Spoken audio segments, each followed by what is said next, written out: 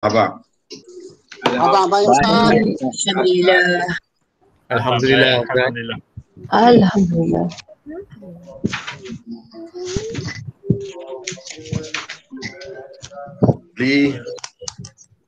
Baik, ya.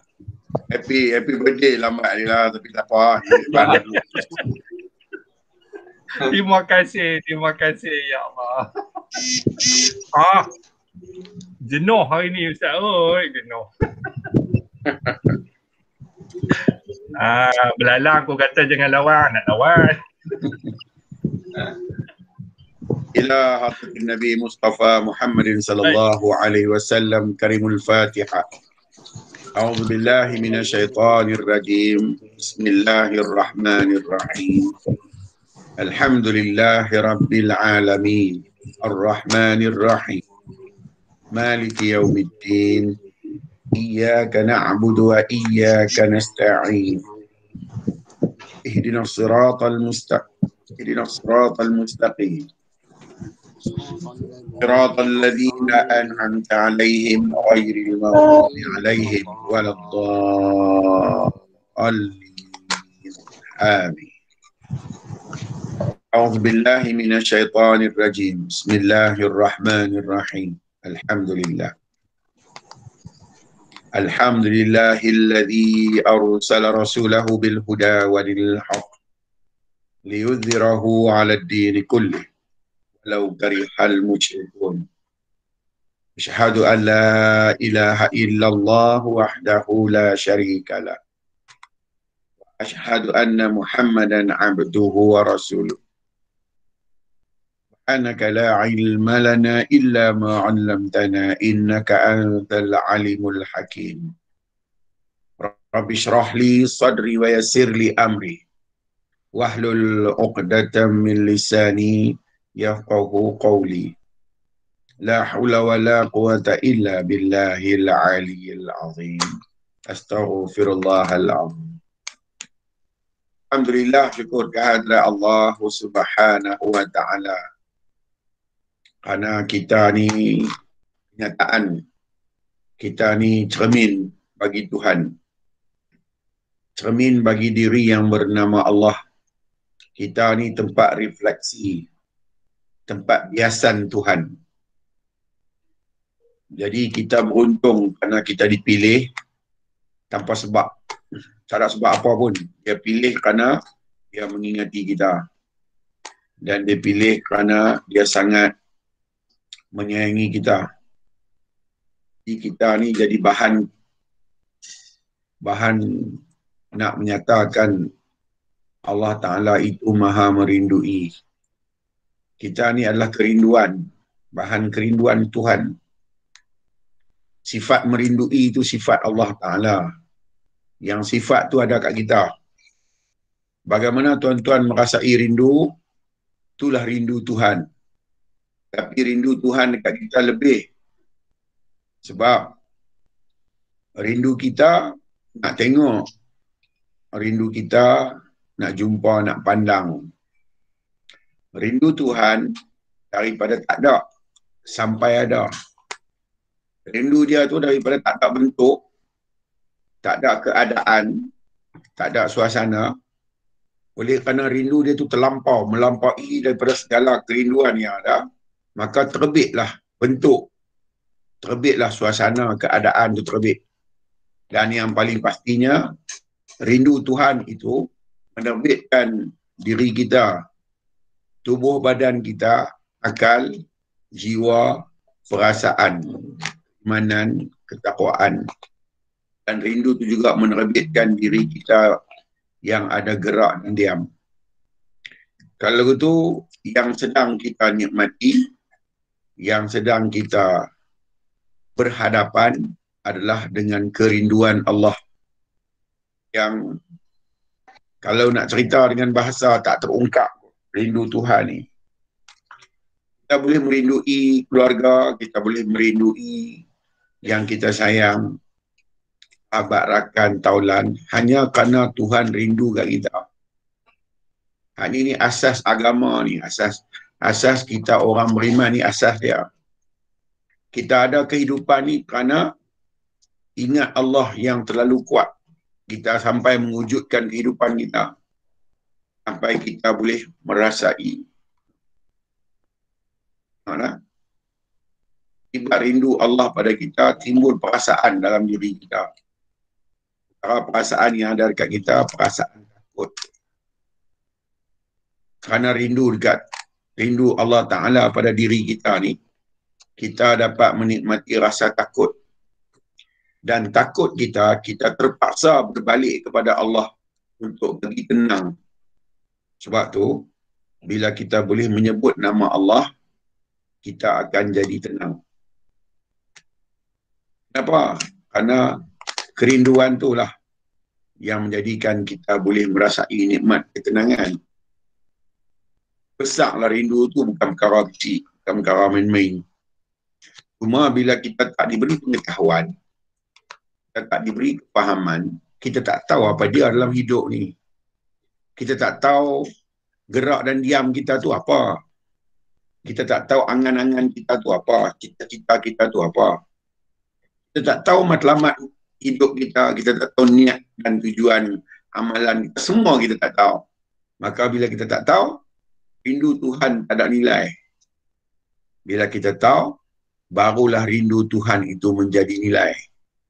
Jadi kalau kita tak tahu, apa jadi kat kita semua? Tuhan kata, innal insana lafi khusr. Sesungguhnya manusia itu sentiasa dalam kerugian sebab dia tak tahu.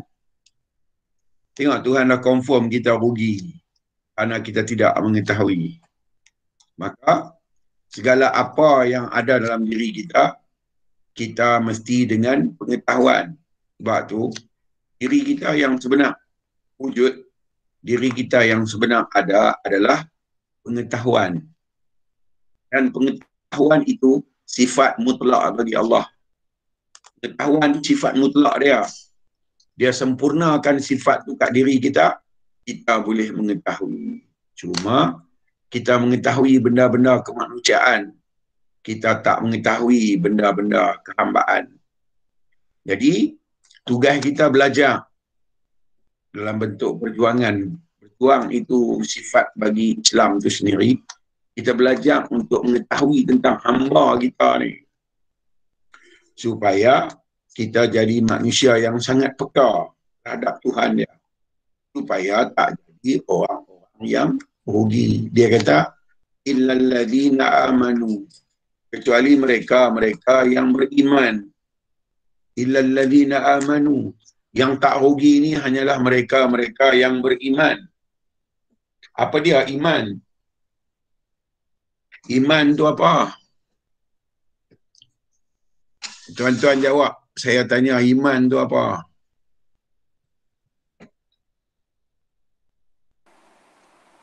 Ingat dia. Tak mau jawab. Percaya Ustaz, Iman percaya. tu apa? Yakin. Yakin, percaya. Percaya dengan yakin. Percaya dengan Percaya. yakin. Percaya tu bahasa kita. Iman tu bahasa Arab. Apa dia maksud percaya? Menyaksi, Ustaz. Bila kita Pandang melihat apa pun nampak dia, Ustaz. orang yang melihat dan kenal baru beriman. Dia tengok dan dia kenal, tu nama dia beriman. Orang yang dapat melihat Tuhan ni saja yang tak rugi. No, pasal apa dia beriman? Pasal dia melihat Tuhan dia. Maka tentulah hamba. Yang dikatakan nilai-nilai hamba tu, nilai dapat melihat sehingga mengenal akan Allah. Nilai iman. No? Bila ada nilai itu, baru boleh duduk pada kemanusiaan yang beriman. Lagu mana? Wa amilus salihah na'amanu illa alladhina amanu. Kecuali mereka-mereka yang beriman, wa amilus salihah, dan beramal soleh. Tak boleh beramal soleh kalau tak beriman. Tak boleh dikatakan beriman kalau tak kenal. Tak boleh dikatakan kenal kalau tak melihat. Jadi orang beriman ni orang yang melihat dan dia kenal. Maka dia beriman lah kerana dia tengok. Apa bukti kata tengok itu beriman? Tuan-tuan tengok ulang tudung sela depan pintu rumah. Apa jadi kat tuan-tuan? Takut Ustaz. Tuan-tuan akan duduk keras dan merunduk ke belakang. Tuan tengok amalan dia apa. Amalan dia akan bergerak jauh dari benda tu sebab dia nampak. Sebab dia nampak dan dia cukup kenal benda tu. Berlakulah amalan tubuh badan dia tu. Apabila dia lari daripada benda tu sebab dia tahu bahaya. Tu yang namakan amanu, beriman. Kalau tuan-tuan tengok, dan orang katalah kat tuan-tuan, tak apa, ulang tudung selah tu tak bisa. Tuan-tuan nak pergi tak? Tak. Bisa ke? Tak bisa ke? Tak penting. Yang pentingnya tuan-tuan kenal. Tuan-tuan kenal kata ulang tudung selah ni apa, jangan main. Dia venomous snake. Sangat-sangat berbisa. Kalau dia patuk tuan-tuan, kita boleh jalan 8 langkah je, lepas tu kita rebah. Dia toksik. Venom dia neurotoksik. Racun kepada saraf. Dia akan pergi bagi berhenti jantung. Jadi kita kenal ulang tu. Kita tahu dia. Menyebabkan kita beramal soleh. Yang dikatakan amal soleh, amal yang betul-betul kerana mengenal. Sebab tu ayat surah wal asri itu dia kata, innal insana lafi khus, kecuali mereka sesungguhnya manusia dalam kerugian, illal ladzina amanu, kecuali mereka yang beriman, wa amilus salihah, yang beramal soleh. Dia beramal kerana dikenal. Ni amalan soleh, bukan amalan turut. Jangan sembahyang dengan amalan turut. Sembahyang setiap hari duk buat tu kerana kenal ke kerana turut? Kalau buat kerana turut, bukan jenis nak amanu sebab dia ikut. Yang ayat tu kata nak amanu sebab dia beriman, bukan sebab dia ikut. Sebab dia kenal, sebab dia nampak. Maka berlakulah wa amilus salihah, beramal dengan amalan soleh. Orang ni saja Tuhan kata tak rugi. Bila Tuhan yang kata wajib berlaku. Sebab Tuhan punya perkataan tak pernah tipu. Kalau dia kata rugi, rugi lah. No? Dia kata sesungguhnya manusia dalam kerugian. Pasal apa? Tak mengetahui dia, tak nampak dia, tak kenal dia. Cukup-cukup rugi. Dan tak boleh nak beramal soleh sebab tak beriman. Tak mengenal nak beramal soleh. Macam mana? Kalau beramal juga, amal taklid, amal tiru. Beramal seperti nenek moyang mereka. Tuhan kata seperti nenek moyang mereka. Tuan kita ada buat amal lagu tu lah dulu. Dia kata orang. Jadi kita kena jadi orang beriman betul. Tawasau bil haq. Dan orang-orang yang tak rugi ni, orang-orang yang selalu pesan hak yang benar. Tidak ada yang lebih benar melainkan Allah. Orang yang berpesan terhadap Tuhannya, maka orang ni lah benar. Orang yang berpesan mengenai Tuhan, berpesan tentang diri Tuhan yang perlu kita tahu, yang perlu kita cari, yang perlu kita nampak, yang perlu kita faham. Berpesan tu wajib. Orang ni saja tak rugi. Tawasau bisabr, dan orang-orang yang berpesan dengan sabar sungguh dengan berbagai-bagai ujian dalam hidup dia tetap berpesan. Orang-orang ni saja tak rugi. Maka syukurilah Allah Ta'ala telah pun melihat kita, telah pun mengetahui kita, telah pun memandang kita, dan telah pun menyempurnakan semua nikmatnya terhadap diri kita. Maka syukurlah. Macam mana nak bersyukur? Letaklah sesuatu perkara yang Allah Ta'ala bagi itu pada tempat yang selayaknya benda tu duduk. Contoh, Tuhan, maka jangan riza untuk yang lain. Takut sekali lagi kita tak jadi orang syukur. Kita jadi diri sendiri kerana meletak nikmat tak kena tempat. Kesempurnaan hidup kita dulu, kini dan selamanya. Hendaknya makin hari makin menambah-nambah iman kita, makin menambah-nambah kenal kita terhadap Allah. Makin hari yang lama-lama makin ke belakang, yang baru-baru semua ni makin tinggi. Jadi benda-benda remeh-remeh kita letak di belakang. Benda yang tak layak kita lihat, tak layak kita pegang, tak layak kita ambil tahu. Sebab dia tak boleh bagi mudarat dan dia tak boleh juga bagi manfaat. Okey kah? Okey, okey. Okey, okey. Okey Ustaz. Okey Ustaz. Alhamdulillah. Ha, nak baca apa ni? Foto lorite Ustaz. Muka surat nombor berapa? Muka surat 21, syarah ketiga.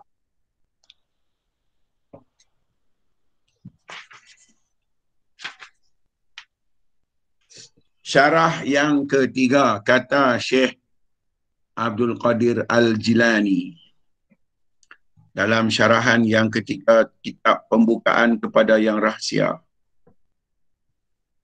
Kata pengarang kitab, A'udzubillahi minasyaitanirrajim.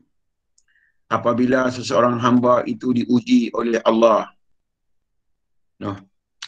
Ya inilah kata, saya tak nampak Tuhan uji pun. Noh. Bukan Tuhan uji kita, Tuhan nak mempertingkatkan keimanan, dia tak uji sebab kita tak layak pun untuk diuji sebab takkan lulus punya.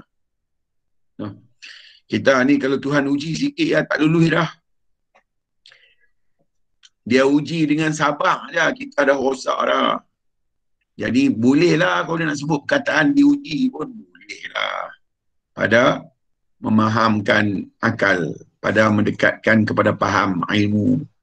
Apabila Allah Ta'ala menguji kita, maka mula-mula dia akan cuba melepaskan dirinya dari ujian.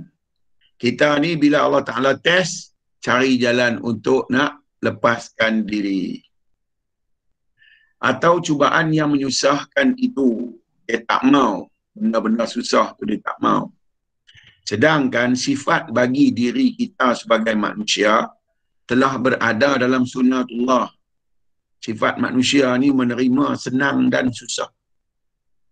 Pasal apa tu?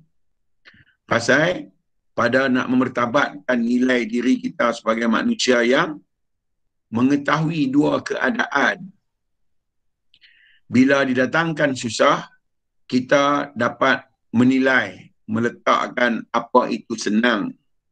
Bila kita diberi dengan kesenangan, kita dapat menilai dan mengetahui apa itu susah.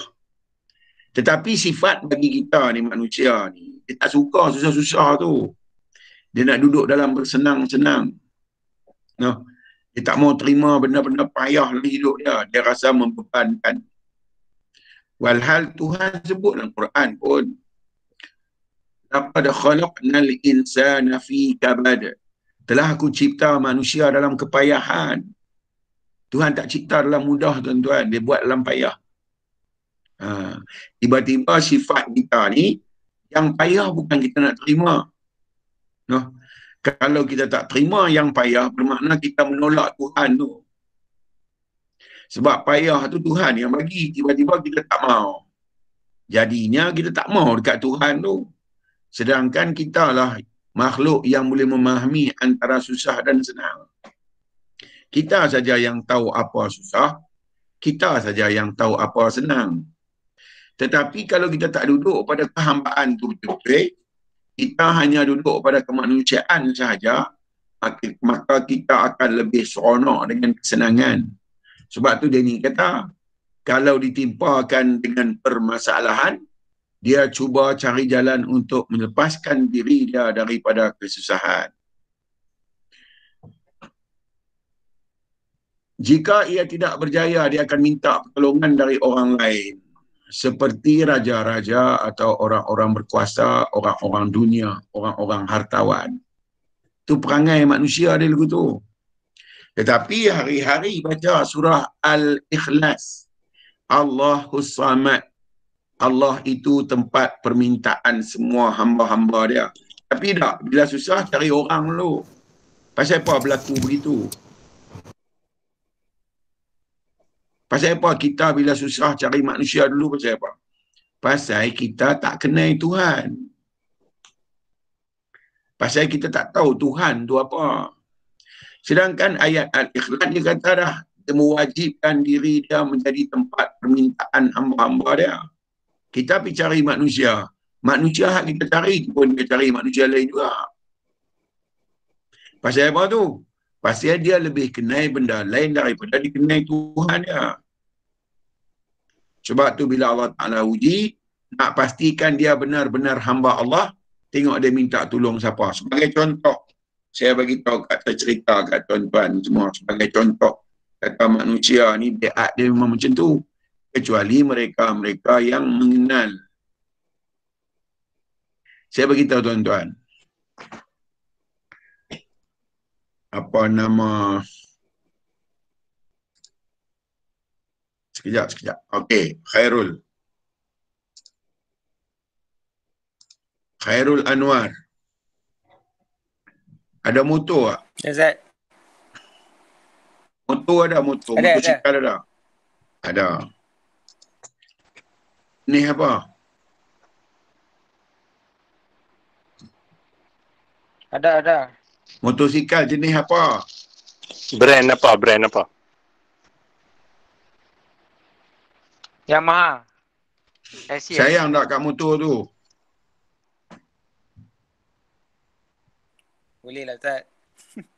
Jawab betul. Jangan duk jawab. Jawab. Tak takut. Jawab betul. Saya tanya Jawab betul. betul-betul. Sayang tak dekat motor tu? Sayang, Ustaz. Sayang. Abang lah sayang. Boleh sayang. tahan semua.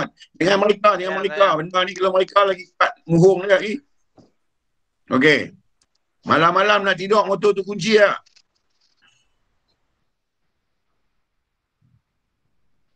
Malam-malam nak tidur motor tu kunci tak? Ustaz, kunci. Okey. Malam kunci, bangun pagi esok motor tu Kunci. hilang. Serabut tak? Bangun pagi esok, tengok motor tu hilang. Tak ada dah tahan kunci tu. Serabut perut tak? Serabut. Serabut perut. Bagi Anwar jawab. Bagi Khairul serabut. jawab. Orang lain yang jawab. Bagi dia jawab. Okey. Bagi Khairul jawab. Yang lain sekejap lagi jangan bimbang. Saya nak tanya hak lain pula. Ustaz. Okey. Bila hilang. Dulu serabut, Ustaz. Tak usah cerita dulu. Dengar cerita. Abang kebiasaan Dengar. manusia ni. Tak payah nak abang kata kenal. Saya faham Khairul kenal. Abang tu. Saya nak tanya perihal manusia. Bukan pasal kenal tak kenal. Okey. Dah hilang. Serabut dah.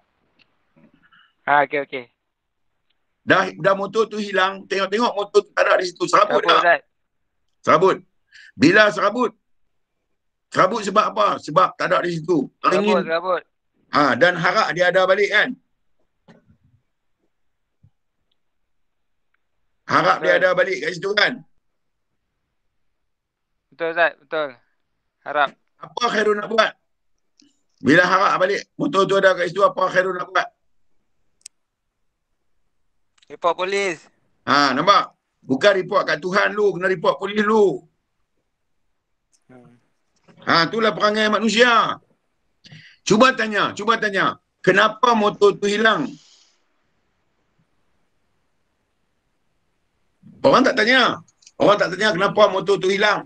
Dalam ramai-ramai motor yang ada di taman, dekat taman tempat Khairul duduk, motor Khairul yang hilang. Pasal apa? Motor lain banyak lagi tak hilang. Pasal Khairul lupa. Khairul pernah menghilangkan sesuatu hak orang lain punya. Sama dalam bentuk benda atau bentuk perasaan yang Tuhan ganti di dunia, dia tak ganti di akhirat. Orang tak tanya yang ni. Orang tetap kata siapa ambil motor aku. Orang tak peduli tentang apa Tuhan mau. Orang kira tentang apa manusia mau. Itu sifat manusia. Tuhan buat lagu tu nak tengok pergantungan manusia ni berdiri dengan siapa. Lepas dah report polis, polis kata Khairul, motor Khairul ni tahun depan kau boleh jumpa tu pun rangka kot. Kau dia unggah habis semua. Okey. Kalau dah Khairul pergi dekat polis kata tak boleh nak buat pasal motor hilang banyak. Khairul nak cari siapa pula?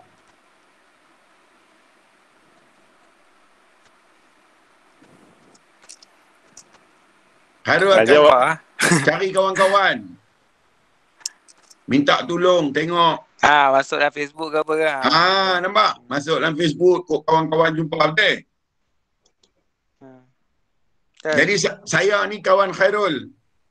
Khairul kata, Wan, tolong Zat, motor aku hilang. Tengok Zat macam mana? Saya kata kat Khairul, hang kira motor hang hilang. Bini aku tak balik 3 hari dah ni hantar. Duk cari sampai hari ni tak jumpa hari. Aku nak tengok motor hang, aku nak tengok bini aku. Okey, Khairul kata saya pun tak boleh pakai, tak boleh minta tolong. Khairul nak pergi jumpa siapa pula? Jumpa siapa lagi, Khairul? Khairul akan pergi masjid.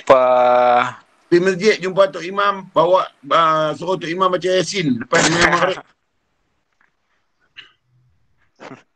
Tok Imam kata boleh, tak ada masalah. Tapi takkan baca Yasin saja, kurma-kurma kambing apa tak ke? Maknanya Tok Imam pun tak boleh harap. Tok Imam pun tak boleh harap lah hal ni. Orang masjid pun tak boleh harap. Khairul nak pergi jumpa siapa pula?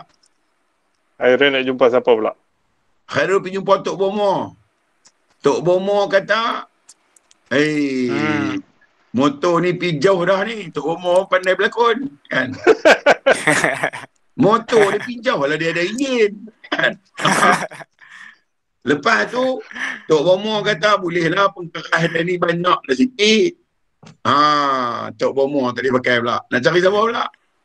Masa tu, Khairul balik, tunggu malam, bangkit semayang tahajud, baru cari Tuhan. Tuhan duduk nombor berapa masa tu?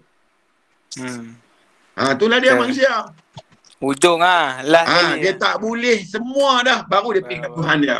Jadi Tuhan ni adalah yang terakhir setelah dia tak berupaya betul. Ni sifat manusia yang dia jauh dari Tuhan dia sebab ni. Bukanlah macam tu, saya bagi contoh saja nak bagi faham. Betul. Dulu macam tu, Ustaz. Sebab tu, kena belajar ilmu kenai tu. Supaya kita tahu bila masalah sampai, yang mana jalan penyelesaian. Sebab Tuhan kata, ada jalan keluar bagi setiap perkara. Ada jalan keluar. Maka tak lain. Melainkan mesti jumpa Allah Ta'ala. Persoalannya, macam mana kita nak jumpa Tuhan kalau kita tak tahu pasal Tuhan tu. Kalau kita tak kenal dia. Kalau kita tak faham tentang dia, nak pergi jumpa dia. Macam mana sebab tu ramai orang jumpa makhluk. Dia tak jumpa Tuhan. Sebab dia tak tahu Tuhan dia tu macam mana, dia tak tahu. Sebab tu dia tak boleh jumpa. Sebab tu kita belajar nak tahu Tuhan tu macam mana. Sebab selama kita jadi manusia, kita tak akan terkeluar dari permasalahan hidup. Yang jalan keluarnya hanya ada pada Allah. Wa may yattaqillaha yaj'al lahu makhraja. Kalau kamu bersungguh-sungguh bertawakal kepada aku permudahkan jalan keluar bagi kamu. Kan dia habaq lah tu kat kita. Ayat 1000 dinar. Tak baca untuk tu, baca untuk kaya. Ni masalah. Tulis di khat, tak di dinding nak kaya dengan ayat 1000 dinar. Wah, ayat tu ayat tauhid cukup kuat tau. Tapi tak, dia jadi ayat keduniaan. Pelaris. Jadi pelaris. Wahai Tuhan kata, mana ada tempat hang nak boleh selesai masalah? Aku saja yang boleh menyelesaikan masalah hang sebab aku tahu hang macam mana. Tapi kat Tuhan tak pi. Tak ada makhluk dah baru cari Tuhan. Kemudian dia kata, orang-orang dunia, orang-orang hartawan, dan jika ia sakit, dia akan pergi meminta pertolongan doktor dan bomo. Dia minta pertolongan doktor tu tak apalah, betul lah. Dia minta bomo pun betul. Tapi pengenalan kita dengan Tuhan tu kena ada dulu. Kenal kita pada Allah Ta'ala tu kena ada dulu. Pergi jumpa doktor tak jadilah syirik sekali lagi. Kalau kita tak ada pengenalan betul-betul dengan Allah, jumpa doktor pun syirik, jumpa Panadol pun syirik, jumpa vaksin COVID-19 pun syirik. Kalau kita kenal Allah Ta'ala, pergilah jumpa siapa pun tak apa, dah tahu dah keadaan macam mana. Sebab hati kita ni bukan mulai, dia mudah terikut. Sebab tu perlu kepada ma'rifah, perlu kepada kenal. Kalau tidak, jadi sia-sia. Kita buat amalan apa pun, kalau kita tak kenal, setiap amalan adalah sia-sia. Kita kena kenal Tuhan tu dulu, baru kita boleh buat. Kemudian, dia kata, jika itu pun tidak berjaya, maka kembalilah ia menghadap wajahnya kepada Allah. Betul tak? Dah semua tak boleh pakai, baru bangun tengah malam, baca Yasin, munajat, minta tolong, merayu pada Tuhan. Pasal hak lain tak boleh harap. Maknanya Tuhan tetap jadi nombor 2, bukan nombor 1.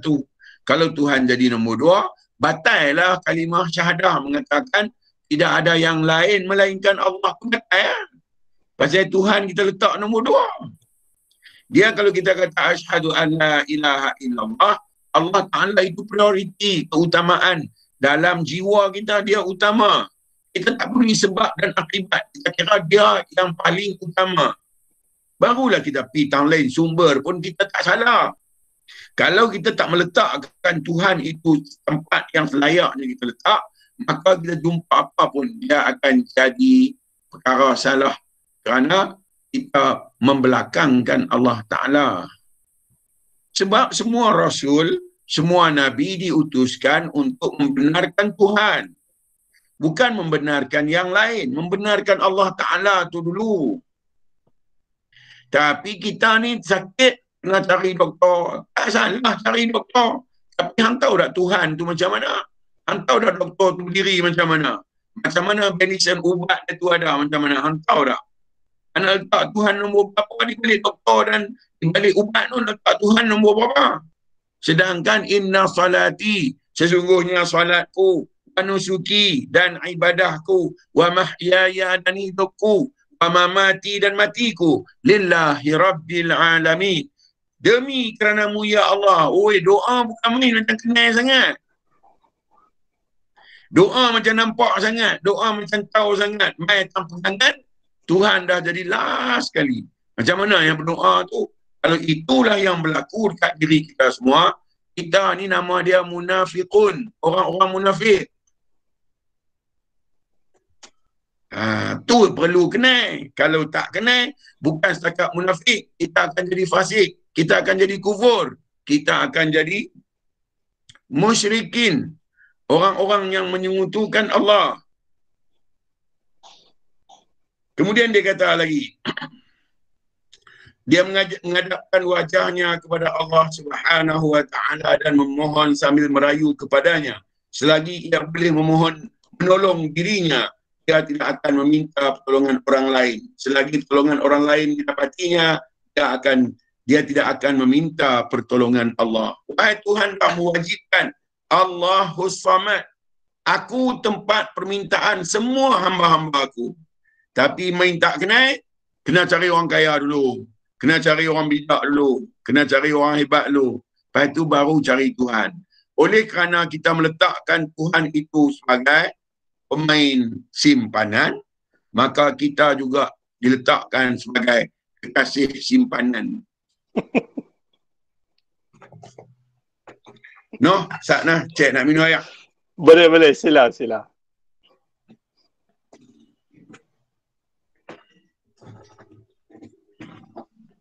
Renung-renungkan macam mana kita letak Allah Ta'ala di diri kita. Renung-renungkan supaya kita tak jadi yang sama seperti apa yang cuba disampaikan oleh pengarang buku ni. Jangan jadi Allah Ta'ala tu secondary, letaklah dia tu primary. Nak letak Allah Ta'ala primary mesti kena kenal. Macam mana kita letak mah tu mahal kerana kita kenal mah. Macam mana kita letak intan tu mahal sebab kita kenal intan. Macam mana kita letak duit ringgit tu mahal sebab kita kenal duit ringgit.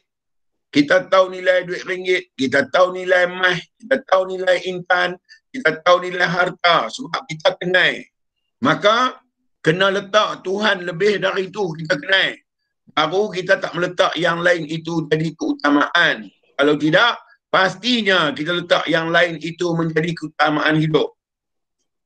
Maka ketika tu terputuslah kita dengan Allah Subhanahu wa Ta'ala. Kemudian kata lagi pengarang kitab ni, jika dia tidak mendapat pertolongan Allah, maka berterusanlah ia merayu, salat, berdoa. menyerahkan dirinya dengan penuh harapan dan cemas terhadap Allah Subhanahu wa taala. Lagi tak dapat, lagi tu dah merayu. No, bangun tengah malam. Tak peduli dah tidur cukup tak cukup, janji dia dapat balik barang hak dia nak dan dia tahu Tuhan yang jaga, maka dia bercarilah. Dia dapat balik barang dia.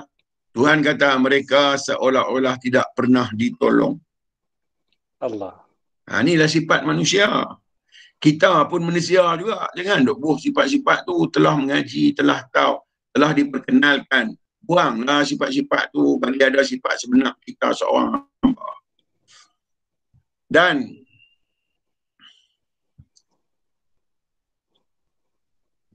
Dan cemas ada Allah SWT, Allah tidak akan menerima rayuannya sehingga dia memutuskan dirinya dengan keduniaan. Dia putus semua dengan keduniaan.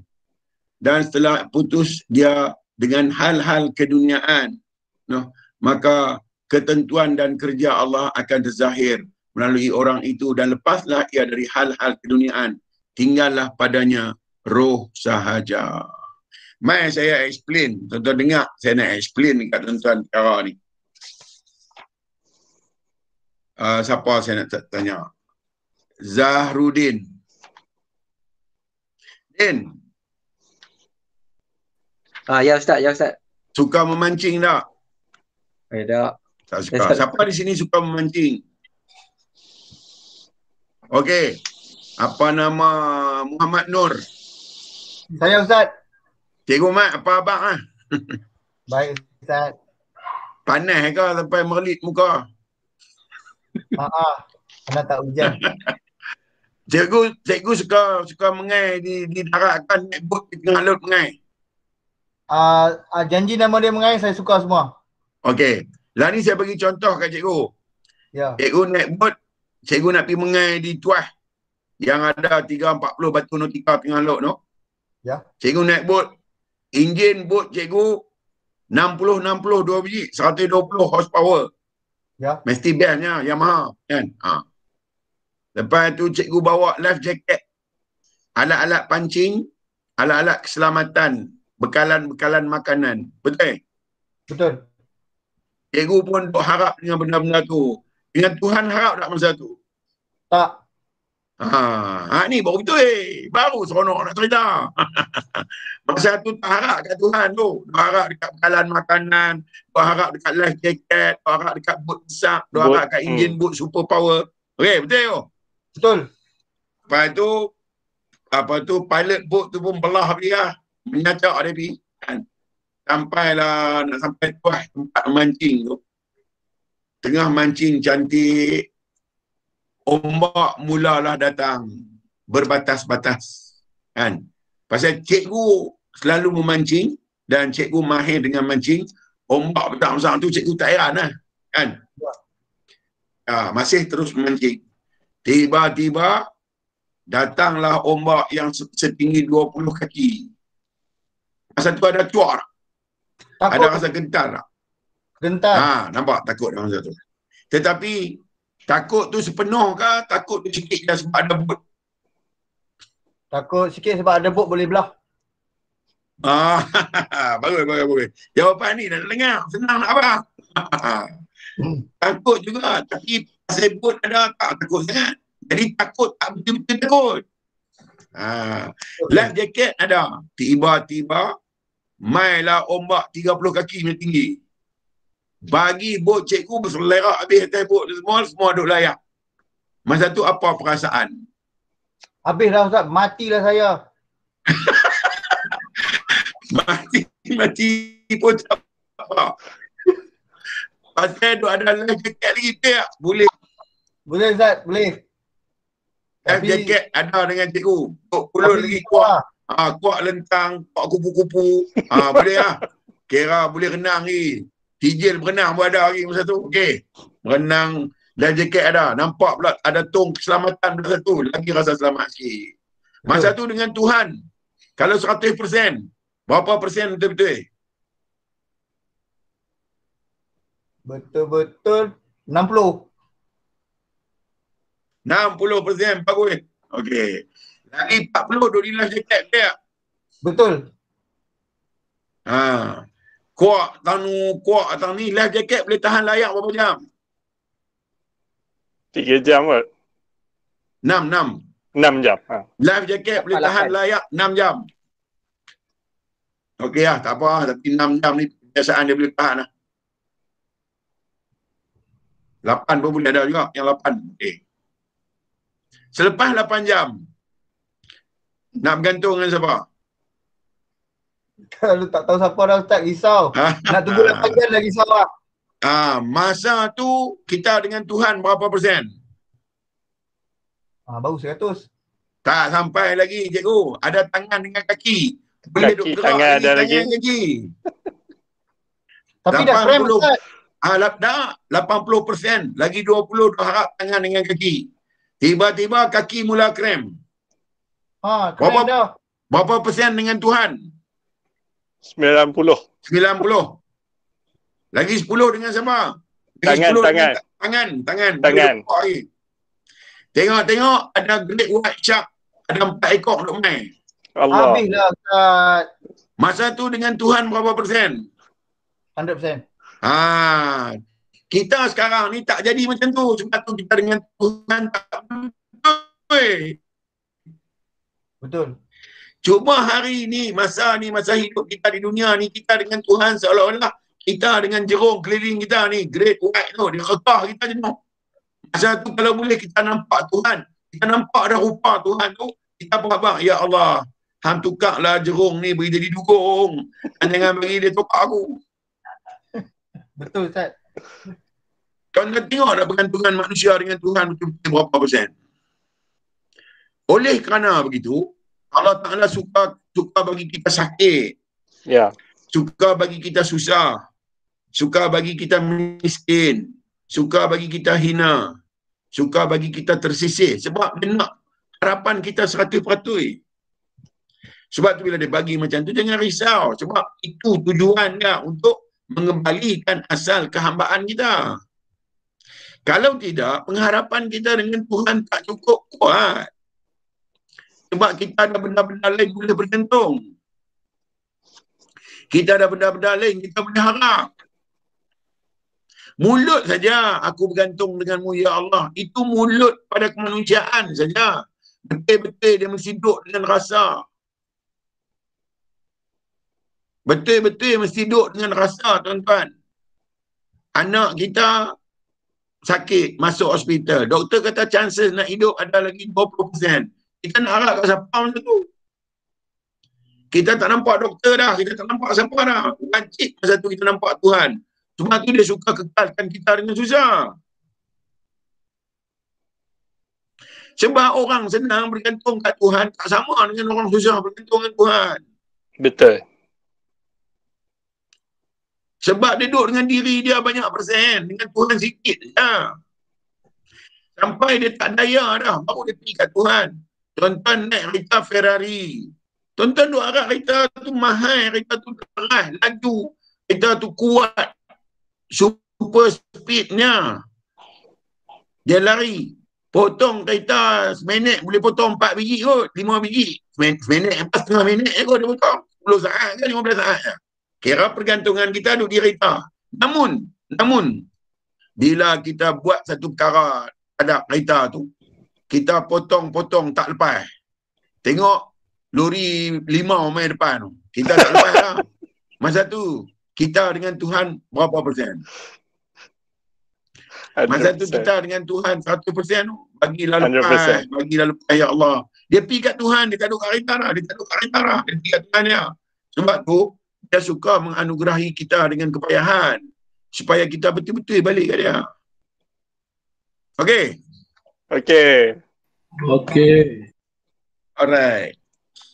Ada sambung lagi lebih panjang kan? Kita baca sekali lagi ya. Ni kita sembang-sembang. Okey, kita berhenti sampai sini Ustaz lah. Ya, saya. Okey. Okey Ustaz, soalan Ustaz. Mai minum teh. Saya nak minum teh tuan-tuan. Teh tak ada gula. Boleh. Teh peria ke tu? Baik. Okey Ustaz, soalan yang pertama Ustaz. Silakan. Okey, adab hamba dengan Tuhan, Ustaz. Ustaz cerita sikit, Ustaz. Okey. Adab hamba dengan Tuhan adalah adab hamba dengan hamba tu sendiri. Dia malu tak kat Tuhan? Malu. Kalau dia malu kat Tuhan, dia duduk dalam rumah, dia pakai baju kan dia telanjang. Pakai baju lah. Dia pakai baju tu sebab dia malu kat Tuhan, kan malu kat diri dia. Malu kat diri dia. Sebab tu adab dengan Tuhan adalah adab dengan diri kita sendiri. Sebab tu nak bercakap bohong. Kita bukan malu kat Tuhan tu, malu kat diri kita sebab diri kita tahu. Sebab tu dia latih kita dengan solat. Solat itu latih diri untuk beradab. Latih diri untuk siasa beradab dengan Allah. Pada fizikal, pada percakapan dan pada hati. Kita beradab dengan adab yang halus apabila kita mengerjakan solat. Sebab tu, dia suruh kita solat sepanjang masa membentuk adab kehambaan terhadap ketuhanan Allah. Itulah adab dia, solat tu. Kita bercakap dengan adab. Kita berkelakuan dengan adab. Maka solat ini membentuk adab hamba terhadap Tuhan dia. Satu, adab kehambaan melalui solat. Satu lagi, adab kemanusiaan melalui solat. Adab kehambaan mana? Dia ingat Tuhan saja automatik dia sujud. Bukan sujud tubuh, sujud hamba tu. Dia wajib sujud sebab itu sunnah dia letak dekat hamba ni. Dia melihat Tuhan dia dengan sifat-sifat sempurna Tuhan dia. Jiwa dia terus tunduk. Maka dia zahirkan melalui kemanusiaan dengan rukun-rukun yang ada dalam solat dia. Ada rukun qalbi, ada rukun qauli, ada rukun fi'li. Rukun qalbi ada dua. Satu, niat dia. Dia jaga adab niat dia. Dia tak semayang kerana syurga. Dia bukan semayang kerana neraka. Dia bukan semayang sebab pahala. Dia bukan semayang sebab dosa. Dia bukan semayang sebab orang nak tahu. Dia bukan semayang sebab dia nak dapatkan pengiktirafan manusia. Sebab dia jaga akhlak hamba dengan Tuhan. Apa dia? Innal a'malu binniyat. Setiap amalan itu bermula dengan niat. Maka adab hamba menjaga niat. Menjaga tujuan. Apa tujuan puasa? Kerana Allah. Kenapa? Kerana memandang akan kebesaran Allah. Supaya diri tidak terikat dengan keduniaan. Menahan supaya diri tidak terlalu gairah dengan keduniaan. Jadi adab dia, dia menahan. Niat dia kerana dia melihat Tuhan dia. Ni, niat. Tertib, adab dalam ibadat ada tertib. Buat ikut aturan. Jangan main sembrono ikut suka. Sampai baca pun kena ada peraturan. Sebab apa? Nak jaga adab. Bismillahirrahmanirrahim. Mat arid li sukun. Bagi panjang dan tutup mulut, bagi berhenti nafas, berhenti suara, berhenti ayat. Jangan baca bantai ikut suka sebab tak ada adab. Tu bacaan tu kena ada adab. Allahu Akbar. Bagi ada adab. Jangan main serbu baca, dia ingat sah-sah semayang, kita elok dah buat. Tak bagi elok. Sebab apa? Sebab adab hamba dengan Tuhan dia. Kalau jemaah, tunggulah tu Imam habis takbir intiqalat, takbir pindah rukun. Allahu Akbar. Baru kita ikut. Tu adab. Sebab dia letak dalam tertib, dia letak rukun qalbi nombor 2. Rukun qalbi ada 2 je. Satu niat, satu tertib. Yang dahulu didahulukan, yang kemudian dikemudiankan. Baca. Bismillahirrahmanirrahim. Jangan ambil nafas tengah-tengah baca. Bismillahirrahmanirrahim. Tengok. Tak ada adab. Inilah dia yang dijaga tu. Tu adab. Bila Li tanya adab hamba dengan Tuhan, jagalah betul. Adab hamba dengan Tuhan adalah hamba dengan hamba tu. Kalau fi'li ada 6, rukun qauli ada 5. Takbiratul ihram, Allahu Akbar. Bukan Allahu Akbar. Huruf ha kasrah, ha dhammah. Allahu. Bukan Allahwa. Dia tak jaga adab. Allahu Akbar. Tengok dia baca wa akbar. Ni tak ada adab nama dia. Bacalah, belajarlah. Allahu Akbar. No, ba kasrah tu. Ba patah ra sukun. Bar. Huruf ra ni kalau huruf sebelum dia, huruf ba tu, kalau ba tu baris dia atas, ra ni mesti tebai. Bukan bar, bukan Allahu Akbar. Dia kena baca Allahu Akbar. Tu semua adab bacaan. Lepas baca Fatihah, lepas baca takbiratul ihram, rukun baca nombor 2 Fatihah. Ayat yang diulang-ulang baca 17 kali sehari. Dan baca mesti dengan tartil, dengan tajwid, dengan fasahah, dengan makhraj. Makhraj dia kena betul, fasahah dia kena betul, tajwid dia kena betul. Nafas dia kena betul. Sebab itu adab. Bukan boleh baca Bismillahirrahmanirrahim. Bismillah ni dekat-dekat dengan sembilang, dekat-dekat ikan sembilang nama dia. Huruf ba pimpang orang. Ada huruf ba kot. Bacalah ba tu begitu. Bismillahirrahmanirrahim. Satu ayat, satu nafas, satu suara. Bagilah berhenti. Mim kasrah, mi. No, bagi berhenti, tutup huruf mim tu terus. Habis nafas dengan huruf mim. Habis suara. Ni adab. Baca tahiyat. Dalam tahiyat ada kalimah syahadah. Baca kalimah syahadah betul-betul. Asyhadu. Bukan asyhadu. Asyhadu. Mayang kami. Serban, lebay, apa, kepala bana. Baca pun herat. Allah. Orang tengok tak boleh bebai. Pandai sangat. Adab tak jaga. Cuba pergi jumpa Sultan. Dia mana ni? Sultan. Main tanah bintang. Dia tembak mati yang kui.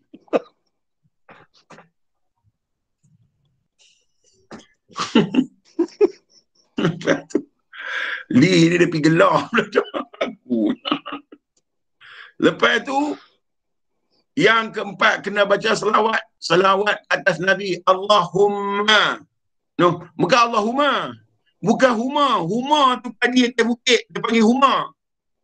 Hak ni bukan huma. Hak ni humma.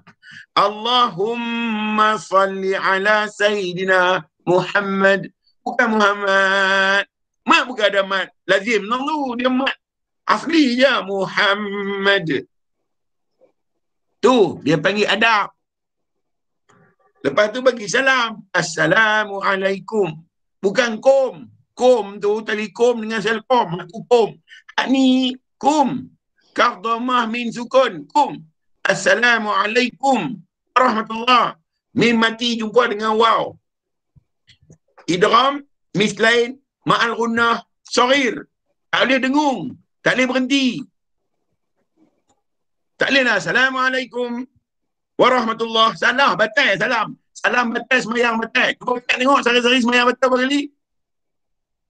Lepas tu semayang unun. Tidak, Tuhan tak kata lah kalau bukan kena adab. Fawailul lil musallin. Celaka orang yang solat. Kata tu. Lepas tu rukun fi'li ada 6. Berdiri. Bukan berdiri goyang, berdiri duduk sekat. Ada adab langsung. Kiak tang ni, pusing tang ni. Sazak gatai, pang setai. Ya utah. Berdiri, sengat-sengat. Berdiri lurus. Rokok dengan tumaninah. Kena 90 derajah rokok. Jangan pegang betis, lagi badan condong. Jangan pegang paha, lagi badan jadi tengah lagu tu. Kena pegang lutut dan bengkok sikit kaki. Baru dia panggil rokok. Dia kata rokok dengan tumaninah, bukan rokok saja. Berdiri sementara, berdiri sekejap, berkidal, berdiri sekejap. Dia berdiri, tak ada habis berdiri, terus sujud. Tak ada dah tumaninah. Tak ada dah berhenti, tak ada dah hak dia. Maka itulah adab. Okey. Okey. Nak cerita adab ni habis malam ni cerita tu lah. Baik. Terima kasih. Okey Ustaz, ni daripada Suraya. Assalamualaikum Ustaz. Maaf malam ni tak dapat nak on video. Soalan dia, apa kaitan doa dengan usaha Ustaz? Doa adalah kehambaan. Usaha adalah kemanusiaan. Dua-dua kena ada kombinasi. Kalau tidak, dia tak boleh panggil insan. Doa ni pada kehambaan dalam tu. Dia bukan minta apa yang fizikal nak. Dia nak berkomunikasi dengan Tuhan dia sebab dia hamba. Dia kenal Tuhan dia. Maka berlakulah di doa. Doa percakapan itu melengkapkan doa hak betul adalah jiwa. Sebab orang bisu dia tak boleh cakap, dia tetap doa juga. Doa tu keinginan setelah dipandang. Apa keinginan setelah kita melihat Tuhan tu? Apa beza doa dengan amal usaha? Amal usaha nyata pada fizikal, nyata pada kemanusiaan. Sebab dia memang kena berlaku begitu amal usaha pada manusia. Kalau nak berjalan, tak usaha angkat kaki tok ke depan nak jalan mana? Tentu kena ada amal usaha. Sebab nak membenarkan kemanusiaan tu. Doa nak membenarkan kehambaan tu. Baik. Tu bila doa dan usaha. Baik, silakan. Tuan-tuan, puan-puan yang ada soalan, silakan.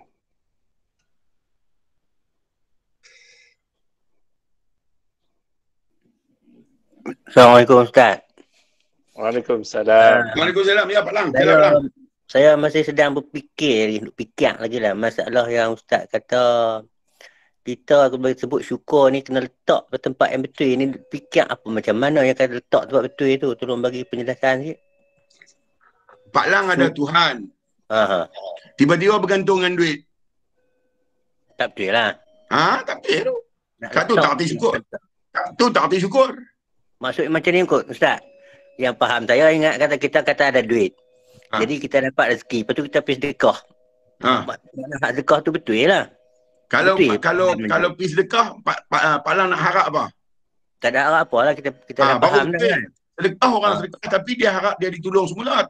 Tetap jadi orang yang bersyukur. Tak betul lagi lah lagu tu. Tak betul lagi. Tapi kalau Pak Lang ambil duit tu, dia bagi ke orang lain yang dia tak ada duit, dia bagi hanya kerana Pak Lang memandang Tuhan tu. Maka tu syukur ni. Tu meletak tempat betul lah. Ya, begitu. Tak betul. Pasal apa aku pergi ni? Pasal aku melihat Tuhanku. Aku mengetahui dia. Aku mengetahui dia bagaimana dia kasih dekat aku sampai aku dapat duit ringgit ni. Bagi aku nak merealisasikan ingatan aku dekat dia. Bagi aku nak merealisasikan kasih aku dekat dia juga. Aku bagi duit ni dekat hamba dia yang lain. Yang kita nampak macam tu. Maka tu nama dia Asyakirin. Itu syukur. Itu satu contoh. Contoh kedua macam kita kata, kalau kita kata kita ada kereta. Kita dapat kereta baru. Kita syukur lah kan. Lepas tu nak letak bagi betul tu, lagu mana pula cara tu? Jangan ambil kereta pi Danok lepas tu pi Pak Murut. Tak lah. Macam tu lah. Tak betul lah macam tu. Yang betulnya Pak Lang dapat kereta baru, nak kereta pi masjid, ajak kawan-kawan nak tali pi sebab dia tak ada kenderaan. Faham tak? Terima kasih banyak. Baik. Minta maaf bagi contoh macam tu pun dia faham. Cara orang tua boleh lah. Masya Allah. Okey Ustaz. Soalan Ustaz. Bagaimana yang dikatakan dunia tu tak jadi akhirat dan akhirat tu tak boleh jadi akhirat? Bagaimana sikap hamba yang cerdik ni Ustaz? Dia guna dunia ni untuk akhirat. Macam mana Ustaz? Dia tak melihat Allah Ta'ala di balik dunia ketika ada. Dia tak melihat Allah Ta'ala di balik dunia sebelum dunia ada. Dia tak melihat Allah Ta'ala di balik dunia selepas dunia tak ada. Dia tak lihat Tuhan. Maka dunia dan akhirat dua-dua tak pakai. Yang terpakai ni, sebelum dia kenal dunia, dia kenal Tuhan dia dulu. Semasa dia kenal dunia, sebab dia kenal Tuhan dia. Selepas dia tak ada di dunia, sebab dia kenal Tuhan dia. Maka dunia tu sangat-sangat bermanfaat. Begitu jugalah akhirat. Sebab apa? Dia melihat tidak ada di samping Tuhan. Walaupun dunia yang dia lihat adalah sifat-sifat Tuhan di balik dunia tu. Sebab tu dia tak nampak dunia. Maksudnya dia tidak ada. Dia melihat tidak ada di samping Allah apa-apa pun. Dengan Allah tu sendiri. Walaupun dizahirkan dia dunia. Walaupun dizahirkan dia tanda-tanda. Namun di balik dunia dan tanda tu, yang jelas dalam pandangan dia adalah Allah. Allah tu hak mana? Hak sifat-sifat kamalat yang sempurna. Baik. Terima kasih. Okey. Okey, next. Sama-sama. Siapa angkat Ibrahim tangan? tanya. Ibrahim. Ibrahim, silakan. Assalamualaikum Ustaz. Saya nak Waalaikumsalam bertanya. warahmatullahi ya Ibrahim. Okey, Ustaz, apakah hakikat sebenar takwa? Okey. Takwa adalah sifat-sifat sempurna kehambaan. Macam mana yang kita sifat sempurna kehambaan tu? Apabila dia mengenal Tuhannya, apabila dia mengetahui Tuhannya, apabila dia memandang Tuhannya dengan sempurna, memiliki semua sifat yang sangat sempurna, maka berdirilah sifat-sifat takwa dia tu. Antara sifat-sifat takwa yang berdiri dekat dia tu ialah pertama, kerana dia memandang Allah dengan kesempurnaan sifat-sifat Allah ni, dan dia memandang dengan sifat Allah tu juga yang diberikan kepada dia tu. Sifat takwa yang berdiri pada dia sehingga berdiri pada kehambaan, berdirilah pada kemanusiaan dia ialah pertamanya, dengar ni. Dengar. Pertamanya ialah sifat tawadhu', rendah diri. Keduanya sifat qanaah, bersederhana. Ketiga, sifat wara', meninggalkan segala yang syubhat dan yang haram. Keempat, ikhlas, bersih hati dia dari tujuan yang lain ketika dia beribadat dan ketika dia hidup. Itulah takwa. Tawadhu', qanaah, wara' dan ikhlas. Ni ciri-ciri orang muttaqin. Kenapa? Kerana dia memandang Tuhan dia sehingga dia mengenal, dia mengetahui dan dia dapat melihat dengan sempurna akan Tuhan dia. Maka berdirilah ketakwaan dekat diri dia. Maka hari-hari dia mengenang Tuhannya di atas sifat takwa dia. Okey, Ibrahim. Terima kasih Ustaz, jelas. Baik. Okey, next. Silakan. Okey, Julis, silakan. Assalamualaikum Ustaz. Waalaikumsalam warahmatullahi. Waalaikumsalam warahmatullahi. Tak mana tuan tahu tak ada boleh ni. Ada. Okey. Ya, silakan. Ustaz, ni soalan daripada isteri saya minta tolong saya tanyakan ke Ustaz. Macam mana kita nak kawal amarah kita ni Ustaz? Nombor satu, amarah kita. Kawal nombor satu, selalu melihat Tuhan. Nombor satu ni ya. Selalu melihat akan kebesaran Allah di atas sifat sempurna Allah. Satu. Kedua, selalu melihat diri kita pula. Tapi yang kedua ni akan timbul dengan sendirinya bila kita melihat Tuhan kita hebat dia tu. Bila melihat akan diri kita, lihatlah satu perkara. Apa dia yang mengurangkan marah kita? Maut. Banyaklah melihat maut, iaitu pemutus kelazatan dunia. Siapa yang rajin ingat maut, maka kadar marah dia akan menurun. Masalahnya, dia lupa kata dia nak kena jumpa dengan sakaratul maut. Sebab maut ni pemutus benda-benda seronok atas dunia ni. Maka sebahagian dari seronok suka marah orang. Marah orang pun seronok juga. Kan? Tengok dia rosak-rosak kita pun syok. Sekejap lagi kita jumpa dengan Pak Mentua belah mak tiri kita tu. Baru kita tahu dia. Okey, Julis. Okey, Ustaz. Okey, Julis. Baik, Syafiq, silakan. Assalamualaikum Ustaz. Dan Waalaikumsalam. Waalaikumsalam warahmatullahi. Ya, Syafiq. Hari ni nampak macam payung terjun dengan orang. Itulah. Tak balik rumah lagi Ustaz? Boleh, dah. Silakan. Ustaz, tadi Ustaz dia cakap macam berjumpa dengan ular tedung sela kan. Macam kita mengharapkan bantuan Allah tu yang priority kan, bukan secondary. Ya. Okey, macam mana kalau kita nak dapatkan macam tu tak? Sebab secara lazimnya manusia kalau dah hilang barang, kata Allah, dia kalau minta tolong Allah tu dia macam mana tu cara dia Ustaz? Dalam hati Macam dia macam ni. Hilangkan kemampuan macam usia kita waktu anak-anak. Waktu baby-baby, waktu kanak-kanak. Kita tak mampu semua orang tolong. Hilangkan kemampuan tu. Walaupun kita ada kemampuan tu lagi, tapi rasa macam kita tak ada. Melainkan kemampuan tu kerana dia tolong. Baru boleh duduk harap betul. Pasal sekarang ni kita dah ada kemampuan tu. Yang mana dia tutup. Kita tak melihat kemampuan tu juga adalah pertolongan dia. Dia tutup daripada kita melihat pertolongan. Sehingga kita rasa kita yang buat sendiri. Kita lupa kata dia tolong. Sebenarnya kita semua ni sedang berada dalam pertolongan dia. Tetapi dia tutup, tak bagi kita nampak. Dia nak tengok sejauh mana kita kenal betul, nak pergi betul dan tahu betul diri kita sebenar-benarnya tak ada apa pun. Macam tu lah. Balik pada diri. Macam mana Syafiq ada dekat dukung mak ketika Syafiq umur 2 bulan. Syafiq boleh buat apa masa tu? Boleh buat apa Ustaz? Macam itulah kita hari ni dengan Tuhan kena duduk macam tu. Kalau mak tak bagi mandi, tak mandilah kita. Kalau mak tak salin lampin, berlemuihlah kita. Kan? Jadi macam mayat duduk dekat orang yang menguruskan mayat. Semua terpulang kat dia. Dia nak tutup aurat, tutuplah aurat kita. Kalau dia tak tutup, terbuka lah. Jadi kita kena duduk macam tu hari ni dengan Tuhan. Maka kita sedarilah semua perbuatan kita dalam pertolongan Allah. Maka kita dapat buat dengan penuh penyerahan. Sebab kita tahu, kalau hang tak tolong Tuhan, aku nak bergerak pun tak boleh. Ni pasal hang tolong aku.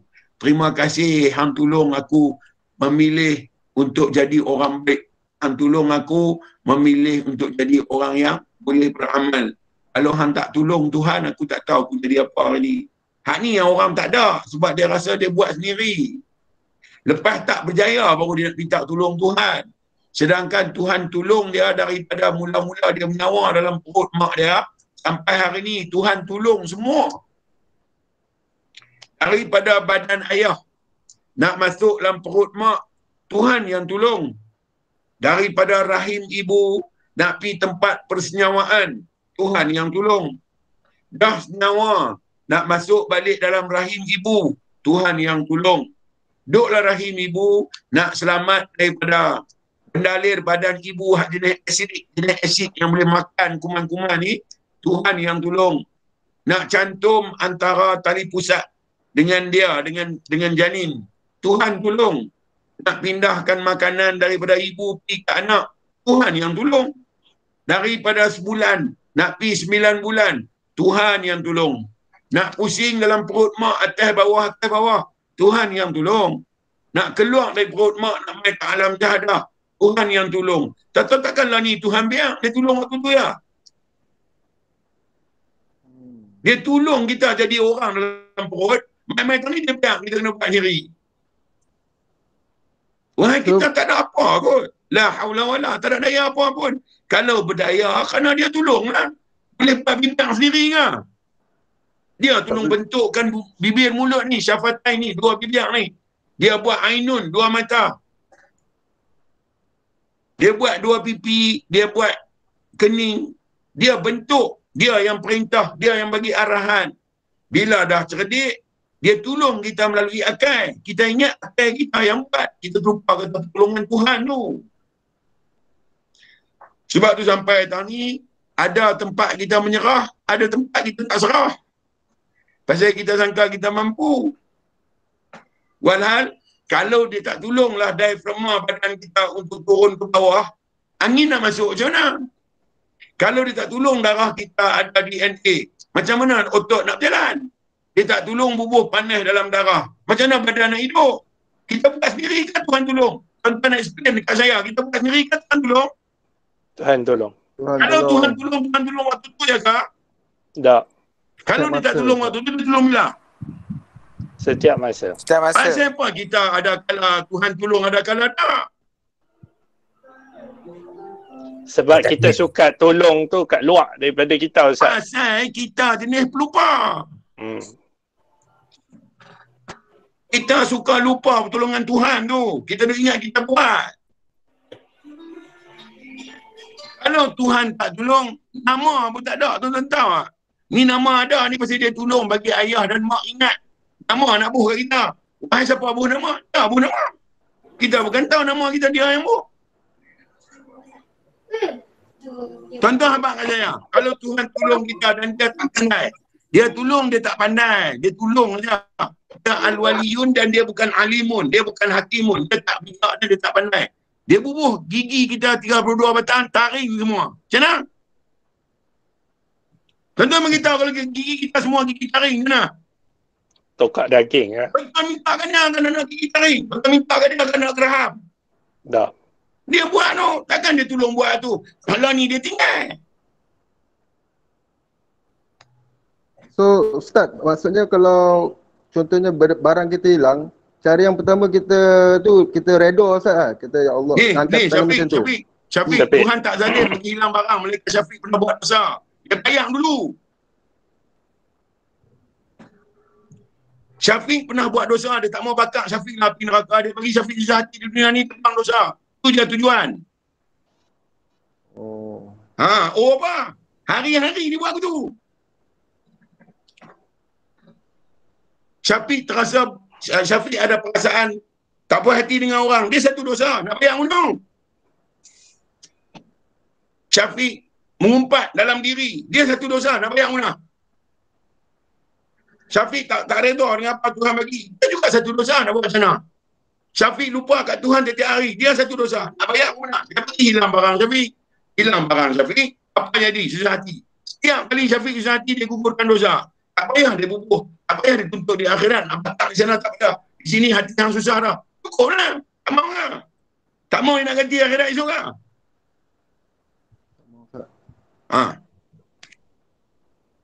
Jadi Ustaz. Ya, Syafiq. Jadi Ustaz, maksudnya kalau sesuatu yang buruk berlaku pada kita tu, tak maksud saya yang kita nak menjadikan Allah tu sebagai yang pertama, Ustaz. Maksudnya bila sesuatu berlaku tu, kita terus angkat tangan ke, kita terus dalam hati ke, ya Allah aku reda dengan ketentuan mu ke? Ya macam tu, kena buat macam tu. Sebab apa? Daripada siapa ya benda tu mai? Hilang tu mai daripada siapa? Daripada dia, Ustaz. Daripada siapa benda tu sebelum hilang dia mai? Daripada dia, Ustaz. Kepada siapa benda tu kembali? Kepada dia juga, Ustaz. Habis tu nak ingatkan siapa? Jadi Ustaz, mau tak mau tetap kena rujuk dia, Ustaz. Masalahnya kita tak rujuk kat dia, Ustaz. Tengok nah. Mak Nabi Nuh. Tuhan perintah dia bubuh Nabi Nuh dalam kotak hanyut dekat sungai Nil. Dia susah hati tak? Nabi Musa, Ustaz. Ada Nabi Musa. Dia susah hati tak? Susah. Dia celaru tak? Celaru. Dia pergi harap kat siapa masa tu? Tuhan dia, Ustaz. Dia nak harap kat siapa masa tu?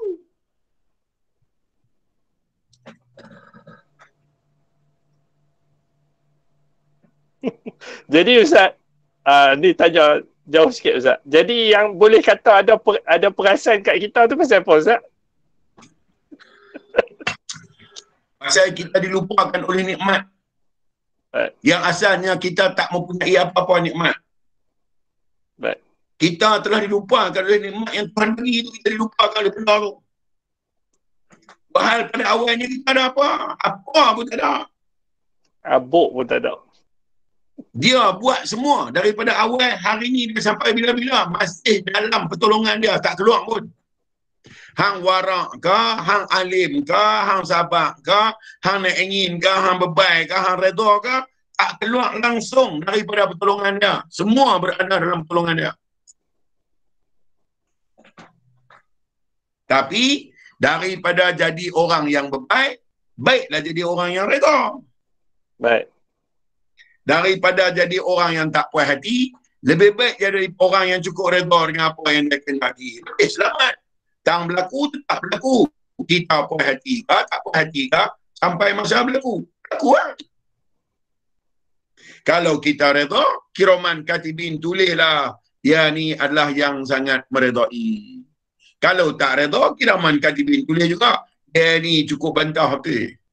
Depan Tuhan besok, dia buka, dia hujah pula. Kita juga yang kena. Dah lah masa tu kita teruk kena tanggung. Akhirat kena belasah pula. So, la ilaha illallah. Macam boleh ubah benda-benda ni semua. Jadi Ustaz, nak latih diri sebenarnya untuk menghadapilah situasi yang Syafiq habaq, semua duk habaq tu. Adakah bawa diri pada diri yang kosong tu Ustaz?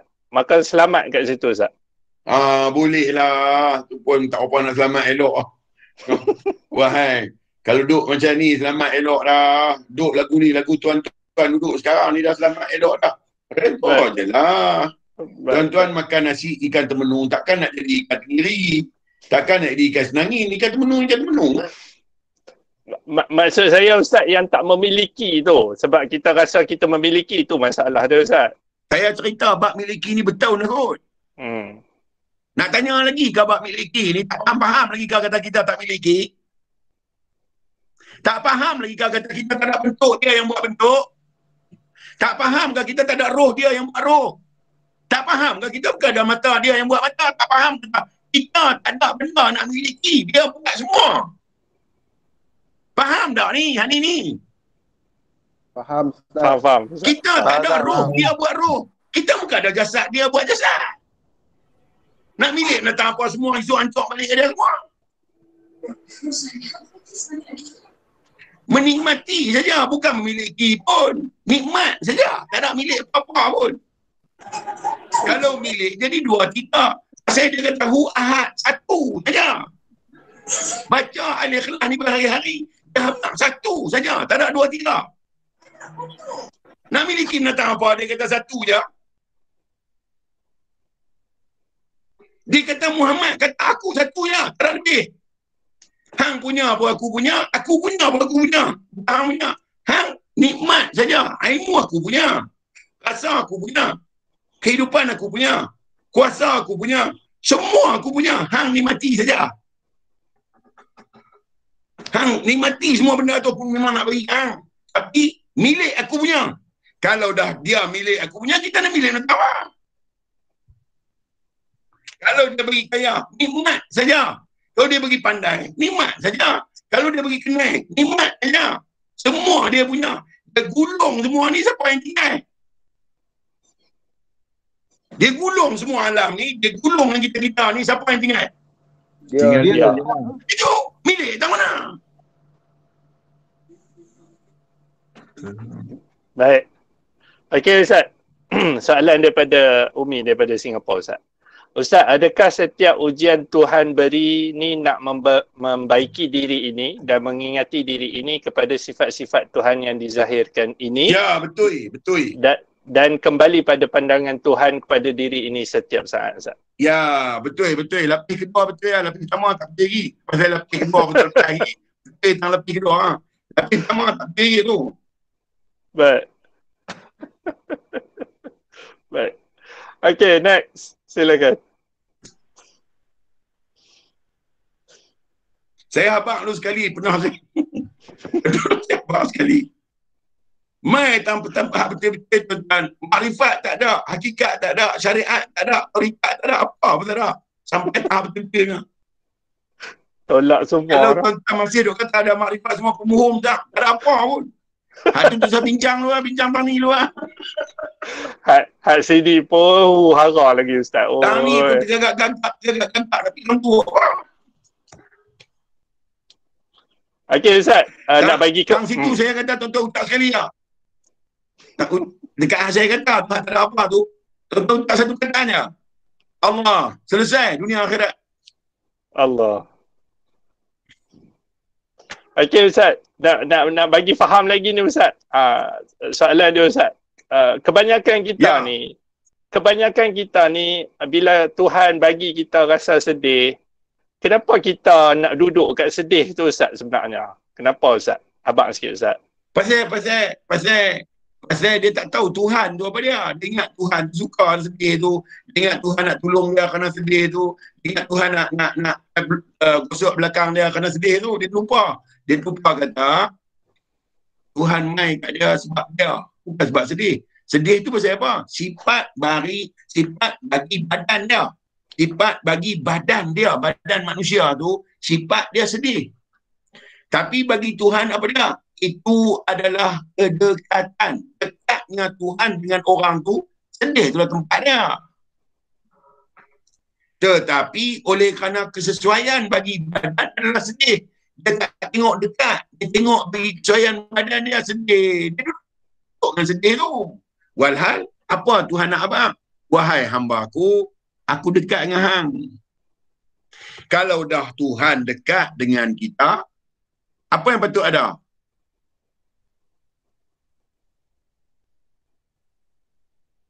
Malu. Yang patut ada dekat kita, selamat.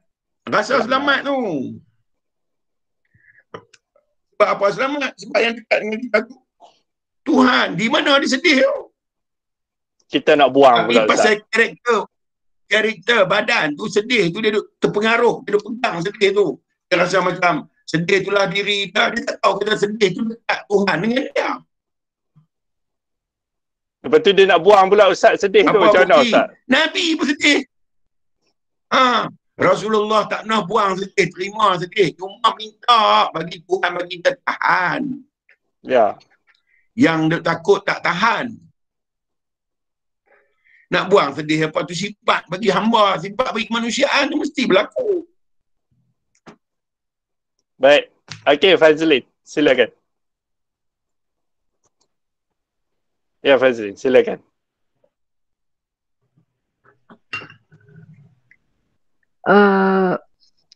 Ustaz, tadi mengenai bab tadi kan Ustaz, macam mana nak cakap yang Rasulullah kata ikat dulu unta tu baru bertawakal. Jadi sebenarnya kalau kita kena usaha juga, tapi kita tak boleh bergantung pada usaha tu. Ya. Pasal apa tak boleh bergantung usaha tu? Tapi kita tak boleh tak usaha juga. Kita kena usaha juga. Fazlin, saya tanya pasal apa tak boleh bergantung dengan usaha tu? Sebab apa ya?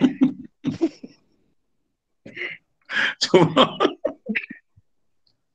dia tanya kita tanya dia melengung dah. Ya Allah. Pasal apa tak boleh bergantung dengan usaha? Sebab semuanya daripada Allah juga. Tak lagi takut lupa kata tu Tuhan tolong. Lupa kata tu Tuhan tolong jadi iblis lagi. Dia tak gantung dengan usaha. Tetapi sunatullah letak pada kemanusiaan, kena adalah usaha dan ikhtiar. Tu sifat bagi tubuh tu. Lah ni serah kat Tuhan. Fazli makan nasi, serah kat Tuhan. Usaha duk suap. Pasal apa? Pasal tak boleh bergantung dengan usaha. Usaha duk suap nasi, tengok nanti udah. Suruh nasi lompat masuk mulut. Fazlin? Ya. Faham tak saya kata ni? Faham Ustaz. Baju ada dalam almari. Pasal Fazlin tak payah bergantung dengan usaha dan ikhtiar. Tak usah pakai baju, tunggu baju tu lompat, peluk masuk dalam badan Fazlin.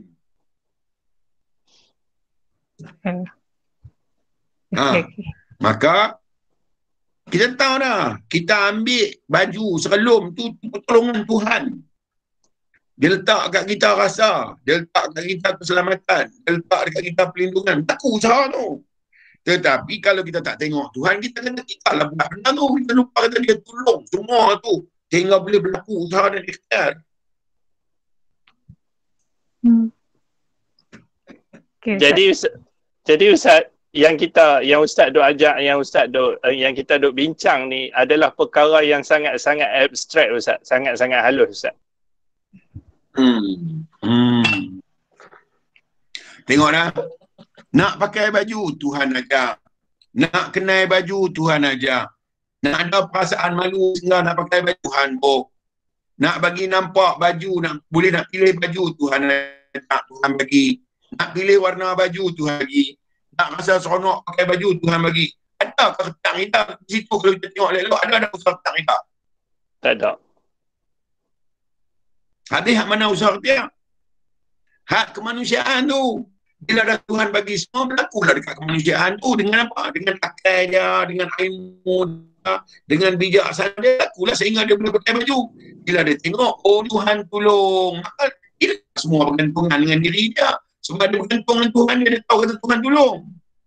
Walaupun pada lahiriahnya nampak dia lah pergi buat. Kalau dia tak buat, siapa nak main buah baju ke dia? Siapa yang tolong sampai dia boleh buah baju? Jadi Ustaz, mau tak mau kena tengok dengan dia baru kita tahu siapa kita, siapa dia Ustaz. Sebab tu saya kata asas bagi iman melihat bagaimana Tuhan tengok kita daripada tak ada sampai ada. Tu asas dia.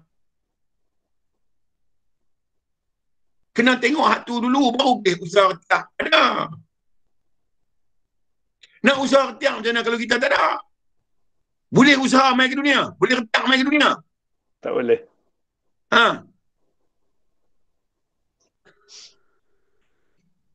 Baik. Okay, next. Sedap hari ni kenal Ustaz. Assalamualaikum Ustaz. Ni dia panggil banana split. Ya, silakan. Waalaikumsalam. Mas Liza, silakan. Ustaz, terima kasih atas ilmu yang sangat hebat dan sangat bernilai dan bermakna untuk saya. Saya rasa bersyukur sangat dapat kenal dan dapat sharing, dapat merasai ilmu yang sangat hebat daripada Ustaz dan kawan. Sangat bersyukur. Sama-sama. Alhamdulillah. Dia nak buka perkenal diri, untunglah. Dia nak kenal diri dekat Mas Liza, kata dia kasih Mas Liza dunia dan akhirat, awal dan akhir, dulu dan kemudian. Dia lah duk habaq. Saya ni dia tunjuk bagaimana dia nak habaq, dia tunjuk dekat Mas Liza saya. Wahai bukan saya pun, dia lah. Yalah, dapat kawan-kawan yang hebat lah. Tak pernah lagi kawan-kawan yang kan. Alhamdulillah, bagus lah. Ustaz, doa bagi ahli keluarga semua dapat. Amin. Ustaz, saya nak tanya soalan ni Ustaz. Ya, silakan. Ya, silakan. Dalam belajar ilmu mengenal Tuhan, yang mengenal Allah ni, memang dia ada proses dia. Maksudnya berpindah-pindah. Maknanya kita daripada satu tempat tu ke tempat ni, daripada ke luar negara sampai ke dalam negara. Maknanya perjalanan tu berpindah-pindah. Maknanya saya tak duduk tetap tempat yang tetap. Ya. Betul. Sebab nanti Rasulullah lalu proses yang sama. Dia tak tetap, dia berubah. Itulah dia berubah untuk kemahiran, untuk kehambaan dia tetap berubah kehambaan ni.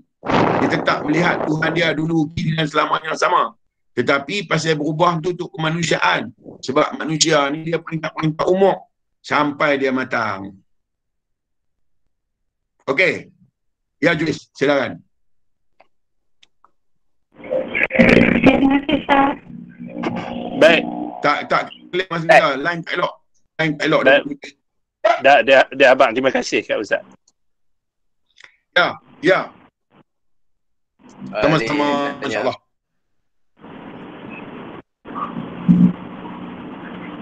Ya, Julis, silakan. Ya, Julis, silakan.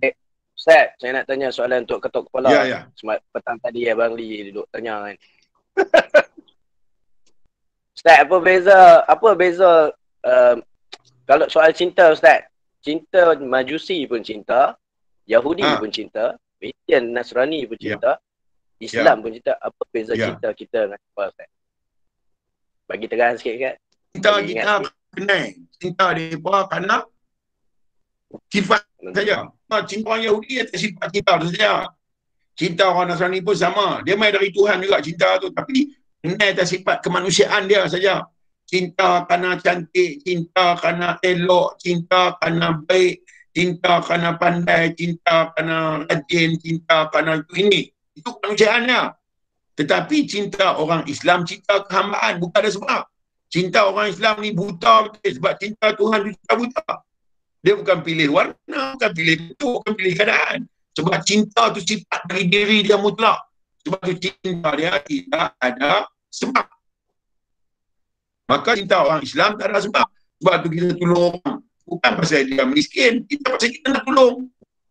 Pasal apa? Pasal cinta kat dia, bukan kerana dia miskin itu ini. Kalau kita nak tolong orang miskin, orang Yahudi tolong orang miskin, orang Nasrani tolong orang miskin, orang Majusi pun tolong orang miskin juga. Kita tolong orang miskin sebab kecintaan Tuhan. Tuhan bukan pilih miskin kaya, dia nak bagi, dia bagi ya. Sebab tu kita tolong, kita tak pilih siapa, kita nak bagi, kita bagi. Tetapi pasal syiar kita, syiar Islam, utamakanlah orang Islam itu terlebih dulu. Baik, Ustaz. Terima kasih, Ustaz. Jadi Ustaz, daripada soalan Julis tadi, refer balik yang Ustaz Abang awal-awal tadi Ustaz. Kita cinta sebab kita tengok Tuhan tu Ustaz. Cinta kita kerana cinta itu hak Tuhan, hak diri dia, atau cinta itu sendiri adalah diri dia. Sebab tu kita tak ambil sebab. Kita tak ambil sebab, tak ambil apa pun. Kita timbul cinta kerana itu adalah diri dia. Tuhan itu sendiri adalah kasih. Tuhan itu sendiri adalah sayang. Tetapi pada sampai pada kemanusiaan atau kehambaan ni, kemanusiaan itu Tuhan pilih apa dia? Ar-Rahman. Untuk semua makhluk dalam dunia ni. Ar-Rahim. Dipilih khusus untuk orang-orang yang beriman. Jadi, Ar-Rahman untuk semua manusia. Ar-Rahim untuk orang yang ada ma'rifah sahaja. Baik. Okey, Wazirus. Kalau tak kenal pun, makan pun boleh makan, minum pun boleh minum, semua boleh buat walaupun tak kenal. Pasal apa? Itu Ar-Rahman Tuhan. Cinta atas Rahman tu. Tetapi cinta atas Rahim, kerana kenal tu, dia lebih mulia. Baik. Kalau tak, okey, ya. Ya, Wazirul, silakan. Ya, Wazirul. Maaf Ustaz, saya nak tanya sikit Ustaz. Apa ni, pasal apa kita kena solat subuh 2 rakaat, Zuhur, Asar tu lain-lain Ustaz? Yang tu je Ustaz. Terima kasih Ustaz. Okey, dia pasal sejarah, orang-orang Quraisy, orang-orang kafir Quraisy, Nasrani, Majusi semua ni, mereka tak suka kat Islam. Islam agama baru, mereka agama baru lagi. Jadi bila main Islam, mereka tak suka, mereka suka tentang. Maka nak mengekalkan Islam, kena kekalkan solat, kena kekalkan syahadah. Jadi kena solat. Subuh sampai Isya, ada 17 rakaat. Pasal apa subuh 2? Nak mempercepatkan, sebab waktu subuh singkat sangat. Kalau buat panjang-panjang lagi, dia jadi melamakan anu. Maka bukan subuh ni, masa yang singkat buat 2 rakaat cukup. Zuhur panjang sikit masa dia, kan? Masa untuk solat tu bolehlah panjang sikit. Masa tu orang-orang kafir Quraisy ni tak menentang, tak cari sangat. Pasal mereka sibuk dengan makan minum. Waktu asar panjang sikit, banyak beriadah, banyak seronok, berhiburan. Waktu maghrib pendek, masa sangat suntuk. Dia tak bagi banyak, dia bagi 3 rakaat saja. Waktu Isya, masa orang tengah makan, masa mereka berseronok, kita bagi dia bagi masa panjang sikit. Itulah tujuan dia, tujuan syiar tu, bagi dapat menguruskan masa dengan baik dalam solat tu sendiri. Subuh-subuh sekali lepas tu nak kena keluar niaga, nak kena keluar berkebun, semua buat panjang-panjang sekali, masa suntuk. Tu tujuan dia, masa. Okey Ustaz, terima kasih Ustaz. Baik. Baik.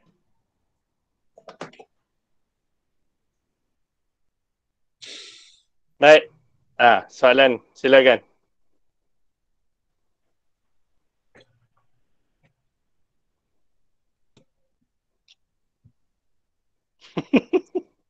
Sengak. Ya, Syina, silakan. Ya, Syafiq. Syina ke Syafiq? Syafiq. Ustaz, nak tanya lagi Ustaz. Ya, silakan. Saya pernah sembang dengan kawan saya, tu dia kata tujuan apa kita diutus kat dunia ni kan. Tu dia kata kita diutus kat dunia ni adalah untuk berdakwah. mengikut Rasulullah. Betul Ustaz? Tak betul. Menyampaikan. Tak betul. Tak betul. Tujuan asal mai ke dunia apa? Kenapa Syafiq mai ke dunia? Untuk menikmati wujud Ustaz. Setelah menikmati, setelah tahu, tengok terlupa. Baru Rasul mai bagi tahu, jangan lupa. Rasul mai memperingatkan tentang bagaimana janji kita dengan Allah, bagaimana Allah Ta'ala bagi tahu bagaimana hubungan kita dengan kita. Maka bila mai di dunia, tubuh kita melupakan semua benda ni, maka Allah Ta'ala utuskan Rasul, para Nabi mengingatkan kita tentang bagaimana kita berjanji dengan dia. Untuk kita kata dia saja Tuhan dan dalam tu kita menikmati semua apa yang dia bagi. Itu tujuan hidup. Tapi macam yang Rasulullah buat tu Ustaz, dia menyebarkan Islam sampai ke pelosok dunia dengan menghantar sahabat-sahabatnya. Faham. Dia sebar benda apa? Dia main cerita benda apa? Islam. Dia main sebar benda apa? Apa dia Islam? Dengan sebar... Cerita kat saya detail Islam apa dia?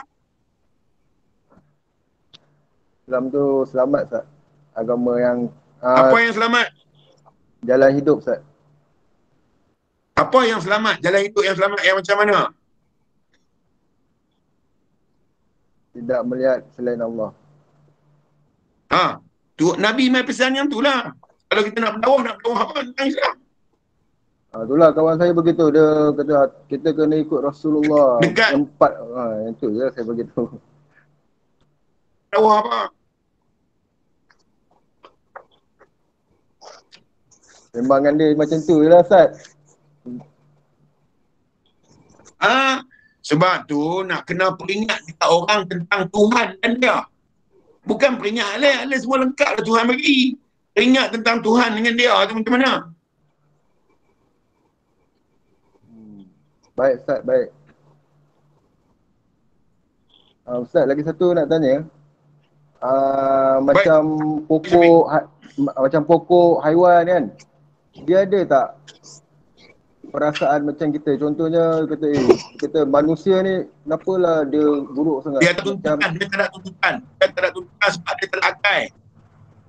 Dia tak ada tuntutan sebab dia tak ada akal, dia tak wujud. Kita dituntut kerana kita wujud dengan mengetahui. Siapa wujud tanpa mengetahui, maka tak dikirakan wujud. Baik. Okey. Baik. Okey, Din, silakan. Lepas tu Suraya, silakan. Assalamualaikum Ustaz. Waalaikumsalam. Ustaz, saya nak tanya tentang betul ke apa yang saya faham pasal kehambaan dan ketuhanan ni. Saya tengok dekat diri saya ni, saya bukanlah Tuhan, tapi saya lah diri kebesaran Tuhan tu. Betul? Okey, baik. Saya mengalir roti. Ya. Kan? Saya mengalir roti, Din roti mengalir. Okey. Jadi tak payah tengok mengalir roti, tengok roti mengalir sudah. Ya, baik. Faham. Okey, baik. Okey, Shena tu ya, angkat tangan. Lepas tu Suraya. Sila Shena. Okey, Assalamualaikum Ustaz. Waalaikumsalam, ya silakan. Okey, saya nak tanya pandangan Ustaz tentang Imam Mahdi. Adakah Imam Mahdi ni tubuh badan atau Ustaz Wan Nizam sendiri menyampaikan? Okey. Imam Mahdi itu diri yang membenarkan Allah dan Rasul, yang tak boleh disanggah oleh apa-apa pun. Dia adalah diri kehambaan Cina yang sebenar-benar yang Tuhan letak, yang akan bawa Cina lurus kepada Tuhan dulu, kini dan selamanya. Itulah Imam Mahdi. Maknanya tak adalah kita nak tunggu-tunggu kehadiran Imam Mahdi. Kalau tunggu pada tak main zaman ni, bukan zaman kita. Kita ruyuk dulu, cucu kita ruyuk dulu, cicit kita ruyuk dulu, dia tak main. Okey. Baik. Kalau Cina tengok masjid, Cina rasa Syina rasa dekat dengan Allah. Tu Imam Mahdi lah. Syina tengok perbuatan baik. Syina rasa dekat dengan Allah. Tu Imam Mahdi. Syina tengok orang buat jahat. Syina rasa geram kerana dia memperlekeh-lekehkan Tuhan. Tu Imam Mahdi. Syina teringin nak buat baik dan teringin untuk halang orang buat jahat. Tu kerana ada Imam Mahdi tu. Jadi Syina itulah sendiri yang ada kebenaran terhadap Allah dan Rasul. Nabi kata aku bagi semua lengkap dah. Tuhan bagi semua lengkap dah. Mahdi hak mana pula? Mahdi hak zaman agama tak tahu dah tu. Untuk kemanusiaan, untuk kehambaan, semua ada benda tu. Dah berdiri dah pun. Berdiri lama dah benda tu. Nabi kata, bila wafatnya aku nanti, aku tinggalkan kepada kamu dua perkara. Pertama, perihal diriku. Kedua, Al-Quran. Nescaya berpegang kamu kepada keduanya, kamu tak akan sesat. Nampak Mahdi? Betul. Ya. Okey, Syina. Okey, terima kasih Ustaz. Saya bahagian habang saja. Saya kalau Imam Mahdi pun dengan diri saya je lah. Bukan diri orang lain. Orang lain semua dia ada imam dia sendiri. Dia turutlah hak benar tu. Dah ada kat dia dah. Kita habang hak benar dia mesti dia terima. Kita habang hak benar dia mesti dia terima. Maka itulah imam dia. Ya. Saya sendiri ya. Saya dengar orang habang betul. Saya terima benda tu. Maka tu imam dia. Itu dia kata. Pada dalam bahasa dia kata taufik dan hidayah. Dorongan dan petunjuk. Diri kita. Sebab tu tak sesat dah kalau kita pegang kat Quran. Kita pegang dekat Nabi. Tak sesat kan insyaAllah. Tak risau. Soal Imam Mahdi hak turun mai bawa orang Islam. Zaman manusia dah tinggal agama tu. Rasa lah. Dari segi logik kita hak sempit ni pun. Sikit kita pun tak jumpa lagi Imam Mahdi. Baik. Okey, terima kasih Ustaz. Baik. Okey, Suraya, silakan.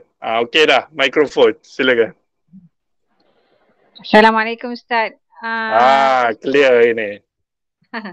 Ustaz, saya nak tanya yang dikatakan apabila kita masih lagi berpegang pada dosa, pahala, syurga dan neraka, kita masih lagi ada keakuan diri tu. Macam mana tu Ustaz? Boleh Ustaz? Tak lengkap. Saya tak clear putih-putih sekali. Okey, dengar tak Ustaz? Okey, dengar. Okey, yang dikatakan bila kita masih lagi berpegang kepada dosa, pahala, syurga dan neraka, kita masih lagi ada keakuan diri kita tu. Macam mana tu Ustaz? Boleh Ustaz terangkan? Okey, kalau keakuan diri kata aku boleh selamat kerana aku dah pahala banyak, keakuan lah tu. Aku ni tak boleh selamat kerana aku dosa banyak, tu keakuan juga. Dia rasa dosa dan pahala ukuran bagi Allah. Sedangkan dosa dan pahala ukuran bagi diri dia je. Kalau dia tahu, dia buat benda. Pahala itu sebagai satu hadiah, sebagai satu anugerah Allah. Tanda pengiktirafan. Dosa itu sebagai satu ancaman, tanda pelindungan. Bukan dia belek pada dosa atau pahala. Dia belek pada diri dia yang sentiasa menghadap Tuhan dia. Dan menjadi satu kesalahan, ancaman pada diri dia yang disebut dengan dosa apabila dia melupakan Tuhan. Maka bila itu yang dia fikir, tidak ada lagi keakuan dalam diri dia sebab dia melihat keakuan Tuhan tu. Tetapi bila dia buat baik, dia buat ni, dia tahu ini adalah satu anugerah. Maka pahala tu tak menjadi asbab bagi dia. Sebab dia lebih melihat kepada Tuhan dia. Maka kalau bukan pahala itu menjadi asbab pada amalan dia, tak timbullah pada diri dia keakuan. Aku boleh masuk surga sebab aku pahala banyak. Nampak keakuan bangun. Walhan, dia boleh masuk surga sebab Tuhan itu pemberi rahmat. Baik. Sebab yang pastinya kita tak berniaga dengan Tuhan. Ada perniagaan dengan Tuhan kita. Aku buat banyak ni yang kena bagi banyak ni. Aku buat banyak ni yang kena buat banyak ni. Aku dah buat ni yang kena bagi aku ni. Tak ada. Sebab Tuhan tak boleh dituntut. Dia tidak boleh dituntut oleh apa-apa pun. Jadi Ustaz, kalau kita macam kita nak kaitkan dengan ialah dalam hadis Nabi kan, Nabi cakap kalau kita buat amalan, ada amalan-amalan yang kita buat, Nabi kata ganjaran dia seperti ini, seperti itu. Jadi macam mana kalau kita nak menerangkan kepada diri kita sendirilah, sebenarnya kita nak bagi tahu kat diri kita bila kita buat sesuatu amalan tu, sebab kita bila kita tahu ganjaran dia apa, kadang-kadang benda tu dia datang Ustaz, kita buat kerana ganjaran. Faham. Dengar saya abang. Tak apa.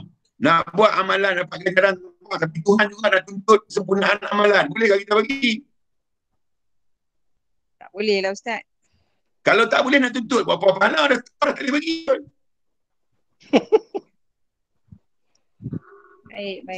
Baik. Okey Ustaz. Alhamdulillah. Okey Ustaz. Soalan jauh sikit boleh Ustaz untuk grup ni Ustaz? Boleh. Okey, Ustaz abang sikit apa tu apa dia dan siapa dia kalamullah ni Ustaz? Silakan Ustaz. Kalamullah ini adalah keimanan. Kalamullah ini adalah pengetahuan. Kalamullah ini adalah pengenalan. Sebab yang kenal, yang tahu, yang melihat saja yang boleh bertemu terus dan boleh melahirkan kalam, melahirkan rasa dalam bentuk cakap, melahirkan pengetahuan dalam bentuk cakap, melahirkan pengenalan dalam bentuk cakap. Maka pengenalan kita, penyaksian kita, pengetahuan kita, itulah kalam. Jadi diri kita ni lah kalamullah Ustaz. Dia kata dah fi anfusikum, pada diri kamu. Baik, terima kasih. Subhanallah. Baik, ada lagi soalan, silakan.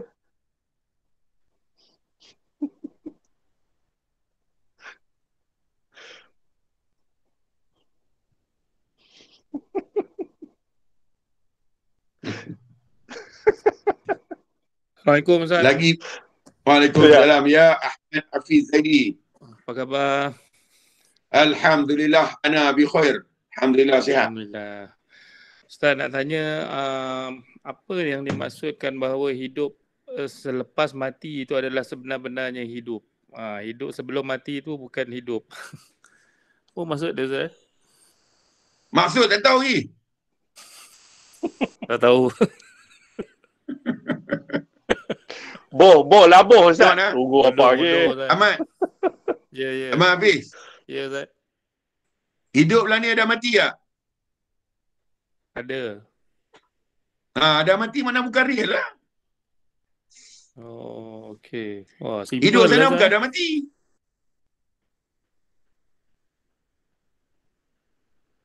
Simple lah, betul Ustaz. Okey. Terima kasih. Tanya lagi, belasah lagi Ustaz. Tuhan kata wal akhiratu khairu wa abqa, dan akhirat itu kekal. Abanglah kekal, tak nak mati. Jadi Ustaz, akhirat tu kita lah Ustaz. Semua benda dirujukkan adalah kita. Sebaik-baik kejadian. Abanglah. Laqad khalaqnal insana fi ahsani taqwim. Telah dijadikan manusia insan itu sebaik-baik kejadian. Kalau dunia, dialah. Kalau keduniaan pun, dia. Kalau batin, dialah. Kalau kebatinan pun, dia. Kalau akhirat pun dia. Kalau keakhiratan pun dia juga. Nak pergi ke mana? Ada dua aja, Allah dan Muhammad. Lah ni Allah laisa kamislihi, tidak menyamai. Maka dia tunjuklah nilai diri dia pada Muhammad. Yang ada sekarang ni siapa dia? Muhammad ni saja. Tempat dikasihi, tempat dicintai, tempat dimuliakan. Karena Muhammad ini tempat mengenal. Maka siapa yang ada Muhammad ni? Maka semua orang yang mengaku Allah dan Muhammad itu, diri itulah diri Muhammad. Diri itu diri dikenali. Ya. Terima kasih. Baik. Waalaikumsalam warahmatullahi. Baik, Suraya, silakan. Silakan. Ustaz, saya nak tanya pasal solat. bila kita dikatakan, saya ada bacalah bila kita dikatakan kitalah yang bersolat dan mendirikan solat tu, maknanya kita dah menjadikan benda tu dua perkara. Sedangkan Allah itu sahaja yang wujud. Jadi boleh tak Ustaz terangkan? Saya terang pada saat ni, Allah itu laisa, dia tunjuk pada Muhammad. Abang dah saat ni dia tak faham orang abang tadi. Bagi Ustaz, bagi Ustaz. Abang dah saat ni, tak ada tanya lagi soalan ni, siapa dah jawapannya. Sebab baca tu dia dalam bentuk lain kot. Nak tanya tu saya abang dulu kot. Belum saya abang nak lain dia dah jadi huru-hara dah.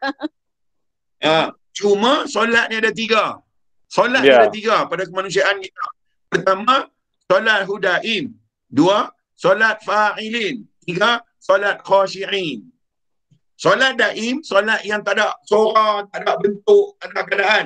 Kalau nak refer macam mana solat tu? Hubungan Allah dengan hamba. Dia panggil solat daim. Kerana Allah Ta'ala yang mengingati hamba. Sehingga hamba tu ada. Maka bila Allah mengingati hamba, dia panggil solat yang berterusan. Di mana nak tengok solat berterusan?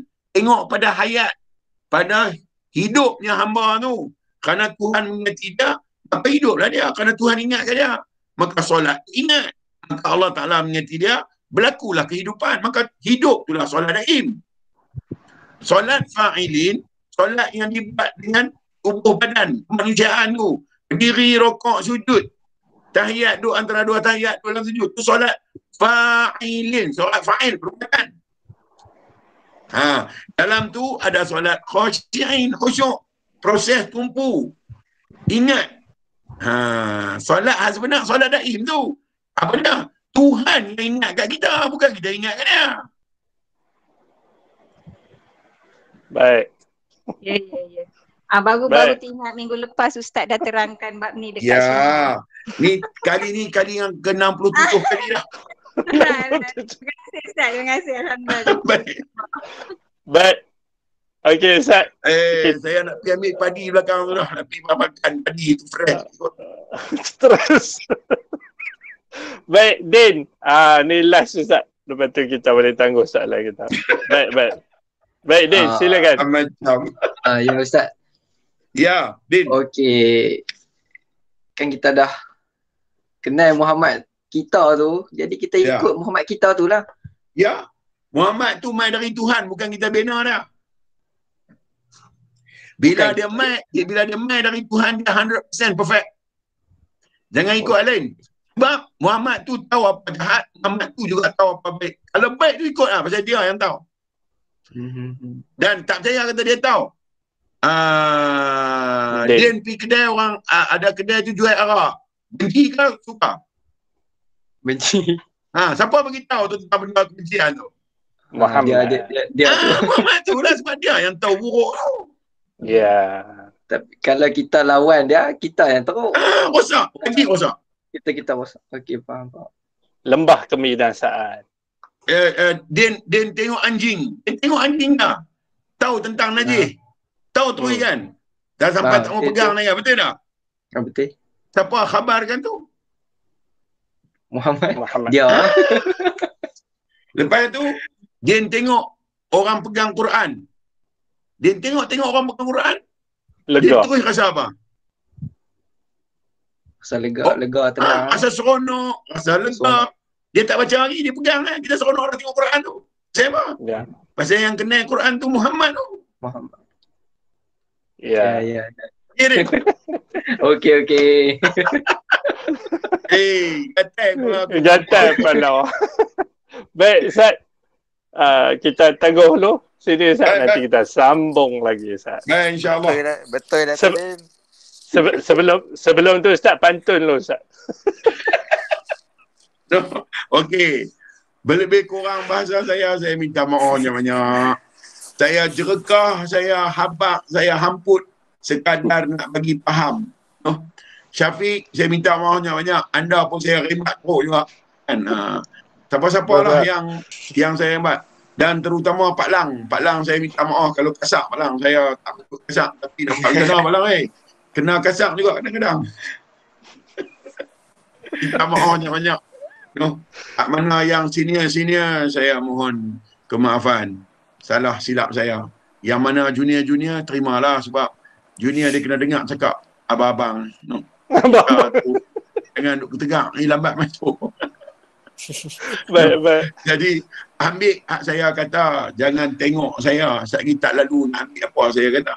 Tuan-tuan ambil saya abang sudah. Saya tuan-tuan jangan tengok. Tuan-tuan makan roti mengali, jangan duk pergi kacau mengali tu. Lagi tuan-tuan tak makan roti tu kan. Tuan-tuan nak ambil roti tak usah peduli mengali tu nak buat ke mana, janji roti boleh makan. Okey. Dan kalaulah